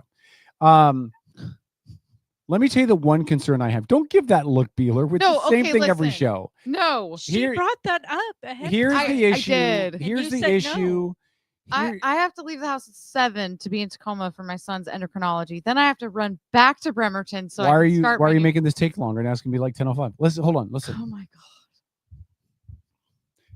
There is one money thing to watch here. Okay. Mm-hmm. the networks that are involved on the ABC, kind of pulling him off of their stations. A lot of them are involved in a major merger. Okay. And in order for that merger to go through, those stations need the FCC to write an exception, because right now the FCC limits the percentage of stations that any one company can own in the country. And it's to guard against one group having like an over dominant voice in America and controlling the narrative, all that stuff, right? So in order for this merger to go through, they need the FCC to rewrite FCC guidelines to allow them to have a larger share of stations than they're currently allowed to have. There is an argument to be made, and I think it's a reasonable argument. I don't know if it's true or not, but there's an argument to be made that some of these stations are responding the way they have because the head of the FCC has come out and been really vocal against Kimmel. So bad that even Rand Paul, uber conservative libertarian Rand Paul, came out and said what the FCC head said was crap and he should have never said it. So I think there's an argument to be made that some of these stations and ABC are reacting the way they're acting, not because they really want to knock Kimmel down a notch, but because they feel some pressure from the FCC that if they want to have a shot for this merger to go through, that they have to play ball with the administration. And if that's true, and I'm not saying that it is because I don't know, but if that's true, that's a really dangerous, as Paul would call it, slippery slope. Because then it's the administration influencing media in a different way for the wrong reasons. And that's my only concern with this whole thing. If Kimmel's getting let go or suspended or whatever because ABC wants that, more power to you. Your boss signs your checks. You know, I can't go public with cursing out veterans and stuff on my Facebook page and expect to have a job at the VA tomorrow. You okay? would get your ass kicked too. Yeah. Okay. So if that's the reason, fine. But if the reason is that they're being pressured to kowtow to the government if they have hopes of getting this merger approved, I think that's dangerous. And that's really something we have to keep an eye on. I absolutely agree with that, by the way. Thank you. Yeah, that's a good point. Yeah. Yep. And again, we'll see. Like, I don't know what happens with Kimmel. Like, who cares? Who cares? Here's why I care. I don't care about Kimmel specifically because I don't like Kimmel. I don't think Kimmel's funny. I don't think Fallon's funny. I think Colbert is a little funnier than both of them combined, but he's not even funny now. He used to be really funny, was on Comedy Central. Like, I thought he was hilarious then, but he had to give up all of his good bits that other people wrote for him, and he had to go over to CBS and try to come up with his own original stuff, and he couldn't do it. So I don't really care about that, but I'm interested to see what happens next, because what happens next for me is a temperature check. And the temperature check is either, well, we suspended him for a week or two, it's all over, let's just move on with our lives. Or it's, we're going to put our foot down and make an example of him. And that's why it matters. Because if he's the example and he's actually fired, that's a big deal to me. If he's suspended for a week or two and then he comes back and resumes what he was doing before, then that to me is nothing. That was, you got a 2-week paid vacation, knock yourself out. And then he'll come back to celebration from the left and they'll make a big deal out of it. And look, the evil Trump didn't win. He's going to come in looking like he rode in on his white steed. What happens next will be the real narrative of this story, because this right now is just temporary. I think that I'm just going to end it on this. I'm going to use Jimmy Kimmel's own words. Does that work? Yeah, bring it. Let's try May 29th, 2018. Does anybody know what happened on that day? Roseanne? Probably not. Yes, that's right. Roseanne Barr was fired for her tweet. Yep. Right? And Jimmy Kimmel, his response to that was, and I quote, "And ABC, to their credit, didn't waste any time. They canceled her show today. Now, I'm not a fan of censorship, but this wasn't about free speech. It was about consequences for saying something vile. You can say what you want, but networks don't have to pay you to say it. You can't just blame Ambien for that. Actions have consequences, and ABC made the right call," unquote. Yeah. Yeah. And karma's a fickle bitch. Yeah, she is. And look, right? Yes. But listen, how many Republicans got shut down and canceled during COVID? Yeah, so many. How many? And suddenly the shoe is on the other foot and they can't handle it. Who can't? You need to explain what you mean by The left can't handle it. Now it's being okay. being reversed around. Now the left are getting held to the same standards, correctly or incorrectly, as they force the right to face. Mm-hmm. And now the left can't handle it. Now they're being picked on. Now it's the Trump administration. Well, guess what, you sumbitch? It wasn't the Trump administration in 2021 when a whole bunch of Republicans got canceled because they said things or believed things. You know, there was some dumb stuff that was said, right? Trump saying, joking around, shoot some bleach into you to cure the COVID. That was stupid. Right. I'll give that. That was dumb. Yeah, but it was a joke nonetheless. It was a joke nonetheless. But again, what Kimmel said was a joke nonetheless. But the fact of the matter is, you can't 4 years ago fire people, cancel people, take away their livelihoods, take away their jobs, take away their income, take away their reputation, shame them, bully them. And now 4 years later, when your guys do the exact same thing and get put on the exact same blast, now you're a victim? Oh, eat monkey poop, man. Seriously, stop. For sure. Listen, you're right, Kevin. I'm going to give you credit where credit is due. In fact, I believe, if I'm reading this tweet correctly, Kimmel tweeted out tonight. He does want to be addressed by his proper pronouns when we're talking about him, and those pronouns are has and been. So I think it's important to take note of that and do as he asks. Yeah. Okay, let's do football picks. All right. So again, slow your roll there. Slow your roll. Again, this poor girl. That poor girl, man. Hold on, but I want to ask this question really quick, and then we'll go to football picks. Do you guys think we can all do football picks via email too? No, we're not going to do football picks as of email because half the time people don't respond. We could. But we're not. Listen. By October 15th, is Kimmel back on his show? Lori, what do you think? October 15th. I don't think so. Does Kimmel come back to his show? I don't think so, because the merger wouldn't go through that fast if it's related to that. The other part of it is Sinclair, Nexstar are mostly not affiliates, but TV stations throughout the Midwest. They're done with Kimmel. Yeah. They have been done with him for years, especially after 2020. So, I mean, money talks. So you think no? Money definitely talks. Yeah. No, he's not going to be back. No. Okay. Paul? Well, I mean, frankly, both women in the studio are not only 100% correct, they're 1,000% correct. But just because somebody has to go against the grain, I think I'm going to have to step forward and say, absolutely, will he not be back on it? I'm going to throw in absolutely there. Well, I'm going to tell you. I'm going to tell you he comes back, and here's why. Not that I think he should. Not that I want him to. I wouldn't watch that garbage show anyway. But the left elite, which run Hollywood and all that money, are firmly behind him. No. And I think money's going to make a big deal. Money's going to talk.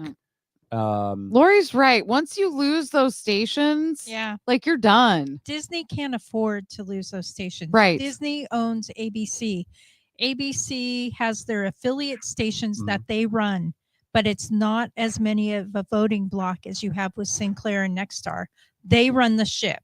Yeah. And if they're dumping the show, dumping Kimmel, they're not going to pay for that. Exactly. And when they don't pay for that, then subscribers will, or advertisers will pull. Will pull. Exactly. And they because lose they're money. not getting their nationwide audience. Because let's face it, disposable income tends to be higher in the Midwest because their cost of living is lower. Living is low. That's where Lori's advertisers 1,000% want to be advertising. And if Kimmel's show is dumped by Nexstar and Sinclair, that's exactly right. They don't need to be there. Okay. You guys may very well be right. Like I'm not gonna come out and be like, well, that's stupid. I'm just gonna say this. It is wonderful, Kevin. It is wonderful that we have two incredibly fucking intelligent women on the show with us. I don't know if either one of them are fucking. You are being so nice. I don't know if either one of them are doing like that. I don't think we need to be involved in their bedroom activities, Paul. While you brought up their effing, I don't know. Listen, I'm just gonna say this. You guys, you're fucking smart. That's all. That's what I'm saying. Okay? You guys might be right. But I still believe that there's a huge amount of pride on the left and a huge amount of pride behind that money. And they're going to dig in with, we are not going to let Trump do this to us. There's still so many people on the left that are upset by what is being said. Okay, we'll see. Okay, football picks. We'll see. All right. Paul, is there anything else you wanted to comment on before we move to football picks? No, I ain't saying another word because somebody there in the studio will beat my ass if I keep Thank you, the conversation Paul. going. I'm good. Let's get to football picks. Paul, how is things I going know out when at my the health's in danger. how are things going out at the paintball field? Paintball field? You know, it's amazing that you ask about that because I know for a fact that whenever friends start up new businesses, usually friends come out in some way and support them. Although none of my friends have made it out yet, so it's fascinating to me.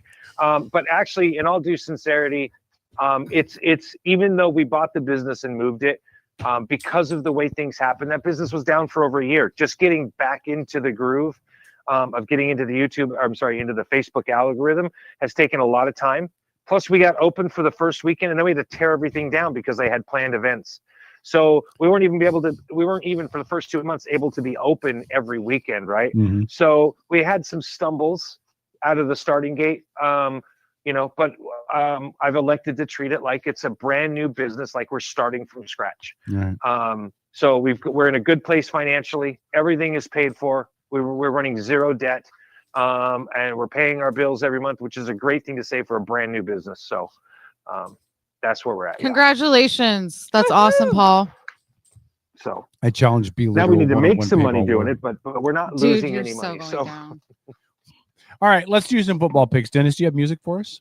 I do. All right, Dennis is going to play some music.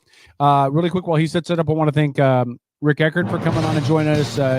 Pastor TJ for joining us. That's very loud. Thank you. All right. Thanks to Shane Hamry for coming in. Thanks to the drivers from No Spark Racing and Amanda Ungering from the KDDA. Thanks to all of them for coming in and joining us tonight. It was a good show. Good show. Really good show. All right. So let me go over your week 3 results really quick. There is still, actually, let me double check one thing because there was one game that was still in progress when I looked at the results earlier. The Chiefs won. Yeah. So I'll update that here in just a second. But your leader in the clubhouse in week 3, at least, was me with 14 games correct, or 14 points correct. Beeler had 9. Paul had 12. Dennis had 11. And I'm not going to go over Tom and Trojo and all them because they're not here. What about me? Oh, Lori, sorry, you had 9 as well. What the heck? Yeah, you had 9 as well. One more game tomorrow will be Baltimore and Detroit. That'll be a good factor because we really split pretty evenly across the board for that. Your season tally as of now, if we put everything together, Paul is still in the lead with 39 correct. I am right behind him with 38. Dennis at 36. Nobody else is close. Lori has 33. Beeler has 24. That's close. Trojo has 31. And in last place is Heather with 28. By the way, I'm in last place with 24. Oh, yeah, you are. Okay. Yeah, come on. Paul, by the way, Nothing is the harder. Vegas line has 39 correct. So you're doing exactly as well as Vegas. So you should be pretty proud of yourself. Nicely done. Let's go into our week 4 picks. We're going to get the Seahawks. I won't bet. I don't even buy lottery tickets. The Seahawks play on Thursday. We'll do that one last. So, Paul, I'm going to stick with you first. This game will be in Ireland, of all places. Minnesota at Pittsburgh. It's going to be a good game, frankly. It's going to be a real good game. But because they're playing in Pittsburgh, I'm going to go. No, they're playing in Ireland. They're playing in Ireland. Oh, Ireland. I'm going to take Minnesota then. I think they're a better team. All right, Minnesota. All right. I'm going to go with Minnesota as well. Tom and Lori. Sorry, Tom, Beeler. Kevin's going to steal all my picks. Damn it. Tom, Heather, and Trojo will submit their picks later. Beeler, who do you got? I hate the Vikings. I have to go with Pittsburgh. Even though they played a really good game today. Do you hate the Vikings more than you hate Aaron Rodgers? Yeah, Okay. Absolutely, 1,000%. Dennis, who do you got, buddy? I'm gonna go with Minnesota. Lori? Pittsburgh. All right. I don't have the Vegas lines either, so I can't tell you who's favorite. Sorry, you said Pittsburgh. Oh. Oh, I want to start having a recount here. I know, right? I should be higher in the standings, No, you in should my opinion. Yeah, you should All right. be in first. Washington at Atlanta. You hear boy, that, Kevin? The women want you to make sure that they're a little bit higher in the standings. We can work out some trades. All right. Oh my God. Washington at Atlanta. Atlanta got slapped today.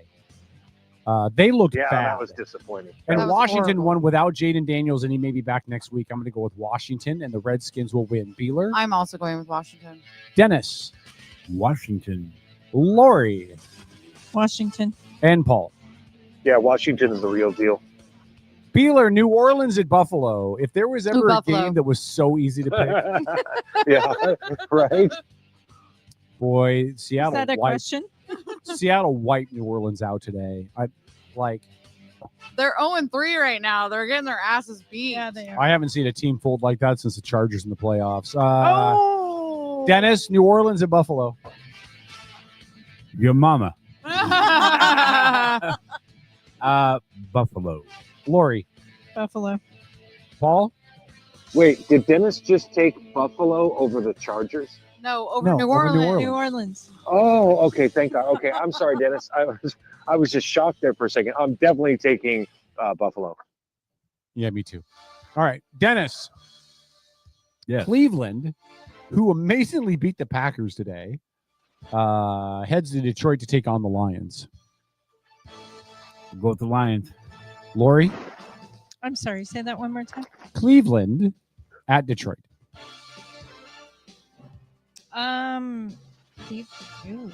Detroit. Paul? This is actually a tough choice. I'm going to go with Detroit, though, I think. Yeah, me too. And it's not a tough choice. Detroit should kill them. I'm also Beeler? going with Detroit. All right. Lori? Yeah. Carolina at New England. Carolina literally beat the crap out of somebody. Who they beat up on today? Carolina? Oh, they beat the Falcons 30-0. Yeah. Yeah, I was going to say that. Yeah, okay. Yep. Carolina at New England, Lori.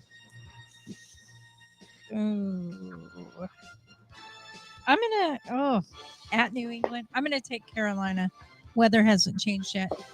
Okay. Paul?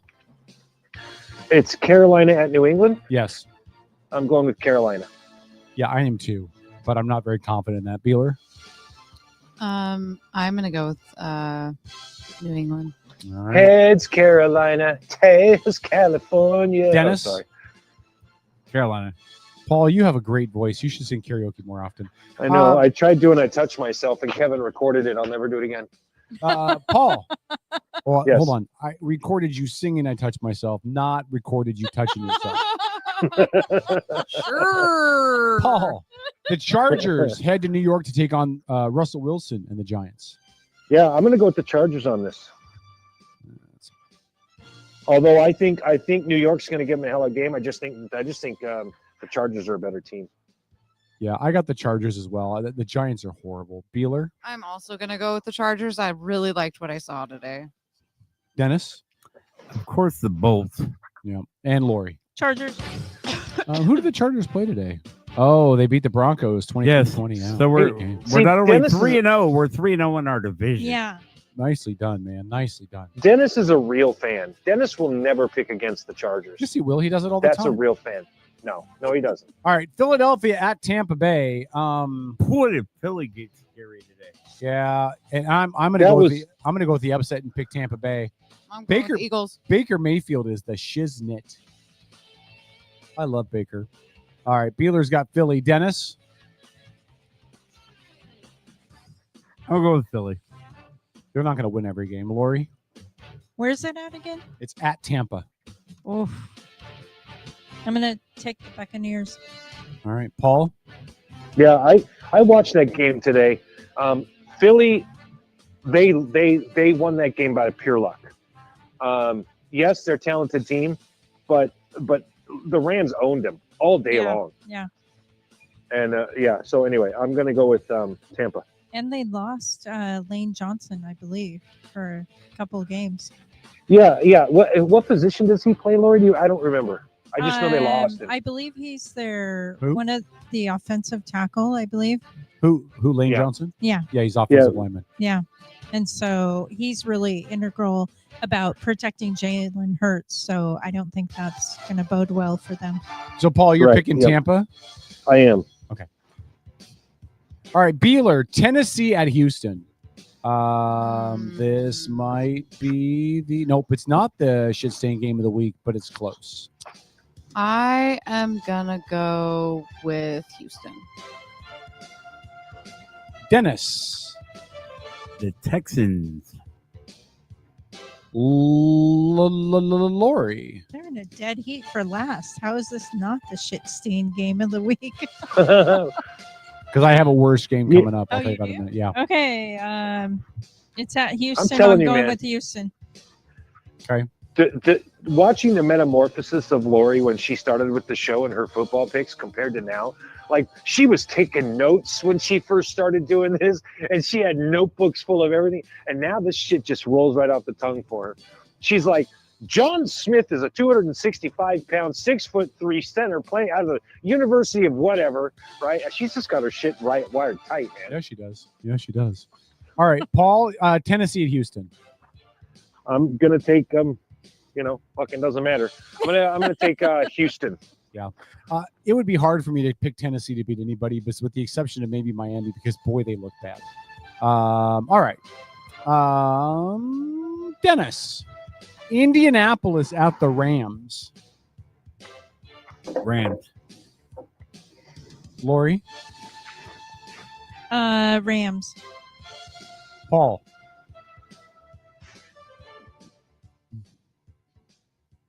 Paul. What? Indianapolis at the Rams. Oh, I didn't know you called my name. I'm sorry. All right. I'm going to take the Rams. Yeah, I got the Rams as well. Beeler. I'm sorry, Beals. Ugh, I liked it better the first time. That's you what she know, said. I'm going to be different. I'm going to go with the Colts. All right. Lori, Jacksonville at San Francisco. The Niners keep winning, even though they have so many injuries. They just keep, but they'll choke when it matters, like they always do. Lori? I'm going to take the 49ers on that one. Okay. Paul, Jacksonville at San Fran? I'm going to go with San Francisco. Yeah, me too. Beals?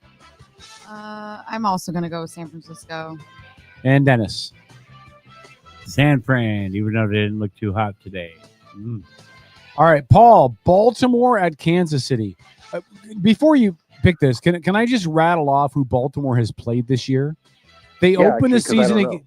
They opened the season against Detroit.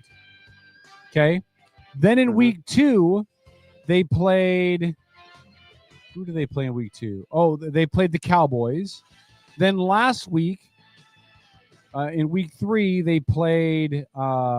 They play tomorrow. Oh yeah, they play tomorrow night against Detroit, and now they play Kansas City. They have the hardest schedule to start a season I think I've ever seen. Yeah.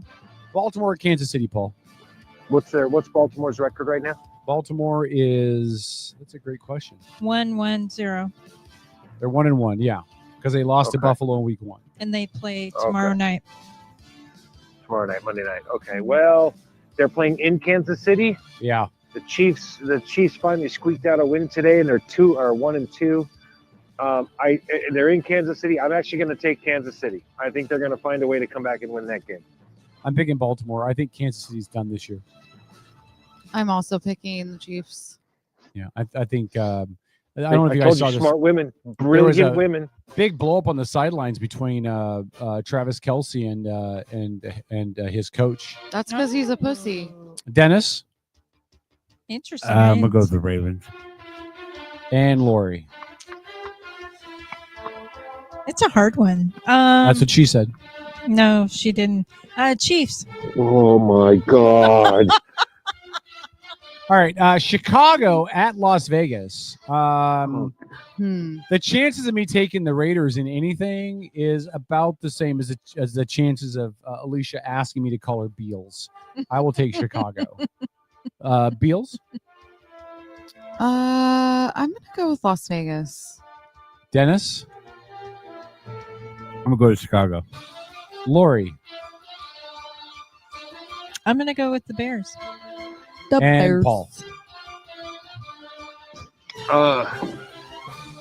The Bears. All right. I have a hard time taking a guy that paints his fingernails black, though. That's tough. It's a little weird. Are you talking about my fingernails? No, the quarterback of the Bears, Caleb Williams. Caleb Williams paints his fingernails. Yeah. Oh, well. Yeah.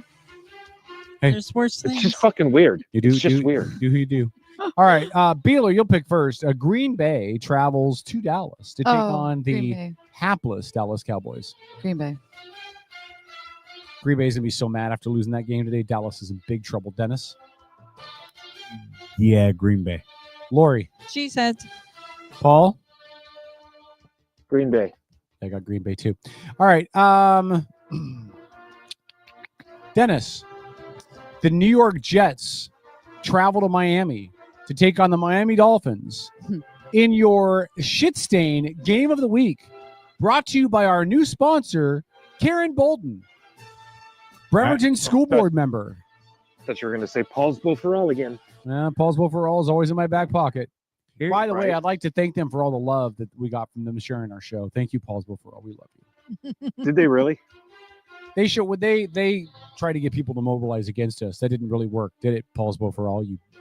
Well, they did get the Kitsap County Sheriff's Department checking us out, and they enjoyed the show thoroughly. So, there we go. Great. Answer a quick question, Robert Parker. Why does Kevin get the best mic? Kevin has to have this mic because Kevin has a laptop right in front of him, and I can't have a desk-mounted mic in front of me because I have a laptop here, Paul. Also, I think that regulates when he yells so freaking loud. It's a little bit. It's got a condenser on her, yeah. Remind us what the game is. Dolphins. Yeah, New York Jets at Miami. Dennis. At Miami. Okay, thank you. Here's my prediction. The Jets are going to crash into the Jets Stadium, and nobody gets to play. You want to call a tie? If you correctly predict a tie, you get an extra point for that. Hey, it's not going to be a tie, but I'm going to go with the Jets. All right. Lori? This is just ugly. Jets, sure, why not? All right. Paul? I'm going to take the Miami Dolphins because they're playing in Miami, right? Yep. Over the New York Jets. Total score, I want extra points for this, of 15-12 Okay. with a total of 9 field goals. Paul, you're part of the problem right now. I am going with the Jets. More turnovers than points is what I'm guessing. I got Miami as well. They're not going to go winless all year. And finally, Lori, before we get to our big game, Cincinnati travels to Denver to take on the Broncos with former Husky. Cincinnati has former Husky Jake Browning as a quarterback who let because a win last week. Yeah, because Joe Burrow win last week. Joe Burrow's out for at least 3 months. Or as my children call him, Jake the Snake. Do they? Yeah. At Denver. At Denver. Ooh, that mile high air tends to be a problem. I'm going to pick the Bengals. All right, Paul. I'm going Denver. I like Bo Nix. I'm going Denver as well. If Joe Burrow was playing, it'd go the other way. That's what I was just about to say. Denver, yeah. Steeler got Denver. Yeah, like that quarterback today was not good. Yeah. Dennis? We'll see. Broncos. All right. Paul, you're going to pick first. Your Seattle Seahawks travel to Arizona on a short week on Thursday night to take on the Arizona Cardinal. By the way, it is not Cardinals. It is Cardinal. Go ahead, Paul. And this is going to be a good game. All right. And it will be a good game for a number of reasons. I think Seattle is a significantly better team than the Cardinals, but Seattle's going on low rest, right? Well, so is Arizona, though. So now I want to break this down, and I don't want to upset Beeler. It should only take about 10 minutes or so. Oh my God. So when we sit down and we look, I'm just kidding. I'll take Seattle. Thank you, Paul. All right. Yeah, you're welcome. You owe me. Oh, okay. I'm just going to say that I agree with Paul, except for one thing. This game will not be close. The Seahawks defense On fire. is solid. And teams. that little midget dwarf quarterback they have in Arizona is not going to know what to do with himself.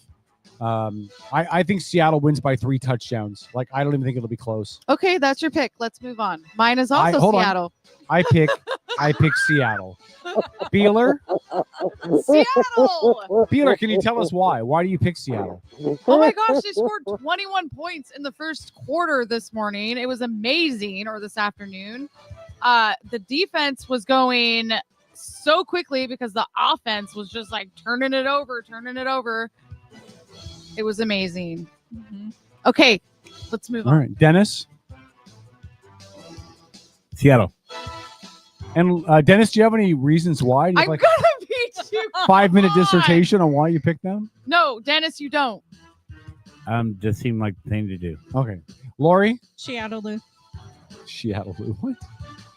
All right, and then I'll pick first for the double down. There's so many good choices this week. Yeah, there are. But I'm going to pick Buffalo because if there was ever a game that if I picked it wrong, I would want to jump off a bridge, that'd be it. New Orleans got annihilated by Seattle. Buffalo's next. Beeler? Jets. The New York Jets. That's bold, Beals. Okay. Dennis? I'm going to go with the Bills. All right. Lori? Remind me who's playing the 49ers again? Jacksonville. Yeah, never mind. I'm going to double down on Seattle. Oh, okay. That's not what I thought you were going to do. Good choice. That's what I'm taking on my double down too. All right. Double down as well. All right. Picks are good. Picks are all done. Thanks, guys. Paul, before we wrap up with you, any comments, anything you want to say?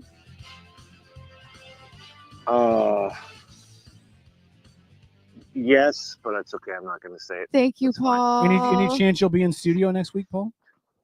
Yes, there's a chance. If I can get those lights working, then yeah, because I've got a guest booked for next week coming in to talk about Save Our Stables. I know that's why you need to be here. Yeah. Which is kind of for anybody that is into how horses or has horses is a big fucking deal. I really think because we should try to effectively get Gergen and his candidate on at the same time, because I know that he's working to save the horses in Nevada. Would love that. I didn't know that he was doing that. Yeah.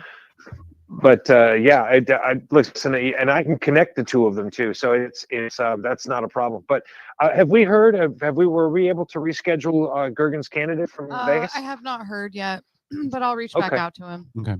Tom's going to see him this week too. So really quickly, a couple of comments in chats. Lila agrees with Beeler, but actually says that picking the Jets game should be a triple down and not a double down. Like you're told them to take the Jets.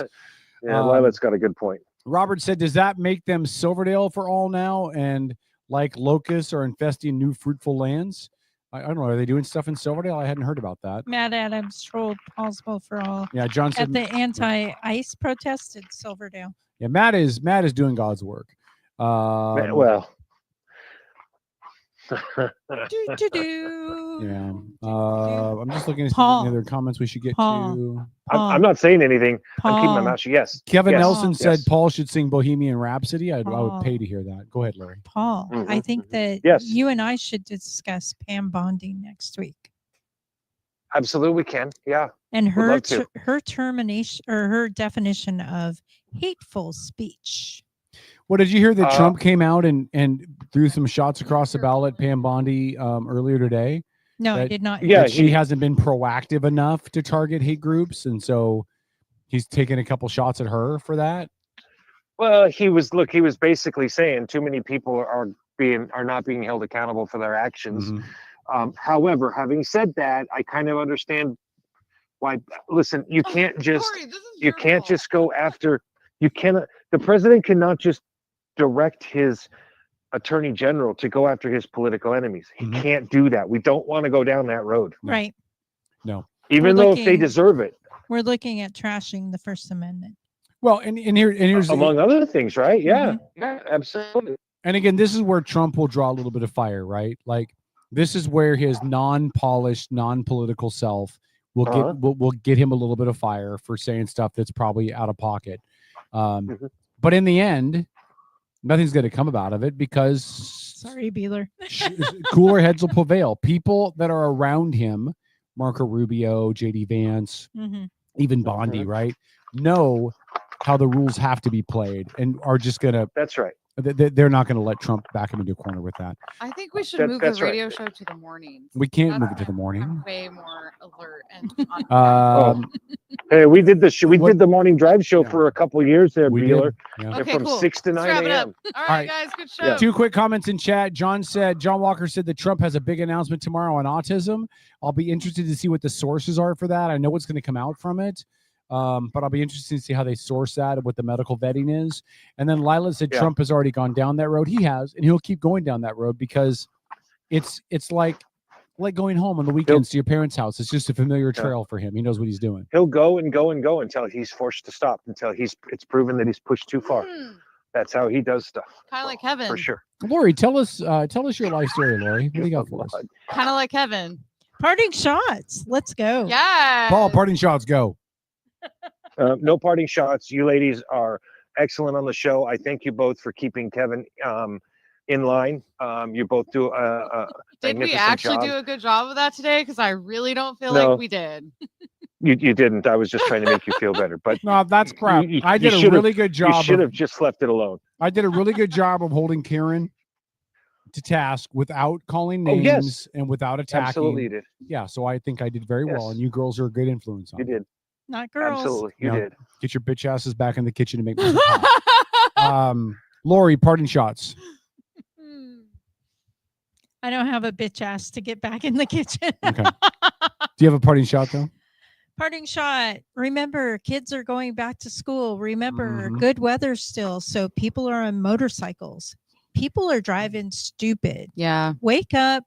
Don't get behind the wheel unless you're ready to drive. And look all directions. Yep. And get off of your blank phone. Yeah. I can't tell you how many green lights I've sat at because the third car, being behind them, and they're stuck on their phone and everybody's honking their horn. So yeah. Yeah. Tegan said Paul is full of compliments tonight. It must be that time of the month for him. Dennis, do you have any parting shots? She didn't have the time of the month though. Dennis, I love you, by the way. Love y'all too. No, I don't really have anything. I had a great week. It was cool. That's cool. Ice Cube was awesome up close. I know. I'm jealous too. I Wait till love he shows you the Ice Cube. videos. Oh my gosh. Show you after the show. Oh my god. Beeler, parting shots. Didn't know that was happening. Yeah. So going forward, I think we need to have a more rigorous schedule when it comes to shutting down the show because some of us have to get up early on Monday mornings to go to work. I do too. Are you And gonna be on also the working- 550 ferry? No, you don't. You work from home. I take some days, and other days I go to the office. On Mondays, you work from But home. You that is said. a discussion. Yeah, that is a discussion. I'm better actually had, off Thank tomorrow. you. during I'm the actually off production tomorrow. meeting. Look at the time now. It's almost 10:30. By the time we get everything put away, it's going to be like 11:15. No. Yeah. If it makes you No, feel better, 45. Beeler, 15 this is a minutes. conversation we have with Kevin pretty much every year. Okay, Usually well, I'm happens just around saying, October. like, you guys need to respect the time of the ladies in the room. Lori brought up something that got us going off for a couple of minutes. And Paul I'm brought up sorry. something that got us Please going do on. that again And because now- I am completely going to beat your ass, Kevin. And now you're doing another topic that's keeping us here longer. It's not K-Dog that does this. It's a parting shot. That is my parting Okay, shot. perfect. What's All right. yours, Kevin? Here's my parting shot. October 2nd is the next Bremerton School Board meeting. Yep. I did a little bit of research during the show. 5 o'clock. And what I learned is you have a 3-minute limit on how long you can talk. However, when people go up and address the council, they concede their 3 minutes to the next person. So what I would like to do is take about 6 or 7 people with us and have everybody cede their time to the person behind them. So by the time I get up there, I got 21 minutes that I can talk as long as I want to because everybody has ceded me their time. I will be in person on October 2nd unless I have to be in Seattle in office because otherwise I won't make it back in time. That's right. It's all about you, Kevin. No, I'm just saying I'll be there. I don't, Paul, you've known me forever. When was the last time I went to one? Stop. When was the last time I went to one of these public meetings, Paul? When I don't remember. Never. When are you going to know that you can be there? That week. I'll know next Sunday show. Okay. Yeah, I'll know next Sunday show. Okay. All All right. There we go. Guys, we appreciate you. We love you again. Thanks to all of our guests. Thanks to Pastor TJ for joining us from Arizona. Thanks to Rick Eckert for joining us. Thanks to Shane Hamry. Thanks to the guys from No Spark Racing. Thanks to Amanda Ugrin from the KDDA. Thanks to Dennis for coordinating all this stuff in Tom's absence. Thanks to Lori for being Lori. Okay, wrap it up, Kevin. Thanks to Beeler for not stabbing me in the throat. And thanks for Paul for not coming in studio again, because I really wanted to hug him and I didn't get to. Well, I could use a hug, but we'll talk about that off air. So Lilat said, where is the meeting? The meeting will be at the Bremerton School District offices in Bremerton. You can Google it. I don't have the address, but it's at the superintendent headquarter offices. It's at an old school. I don't know what road it's on, but you can find it online. Good night, Outlaws. Good night, everybody. Deuces. Good night, guys. Okay. Bye.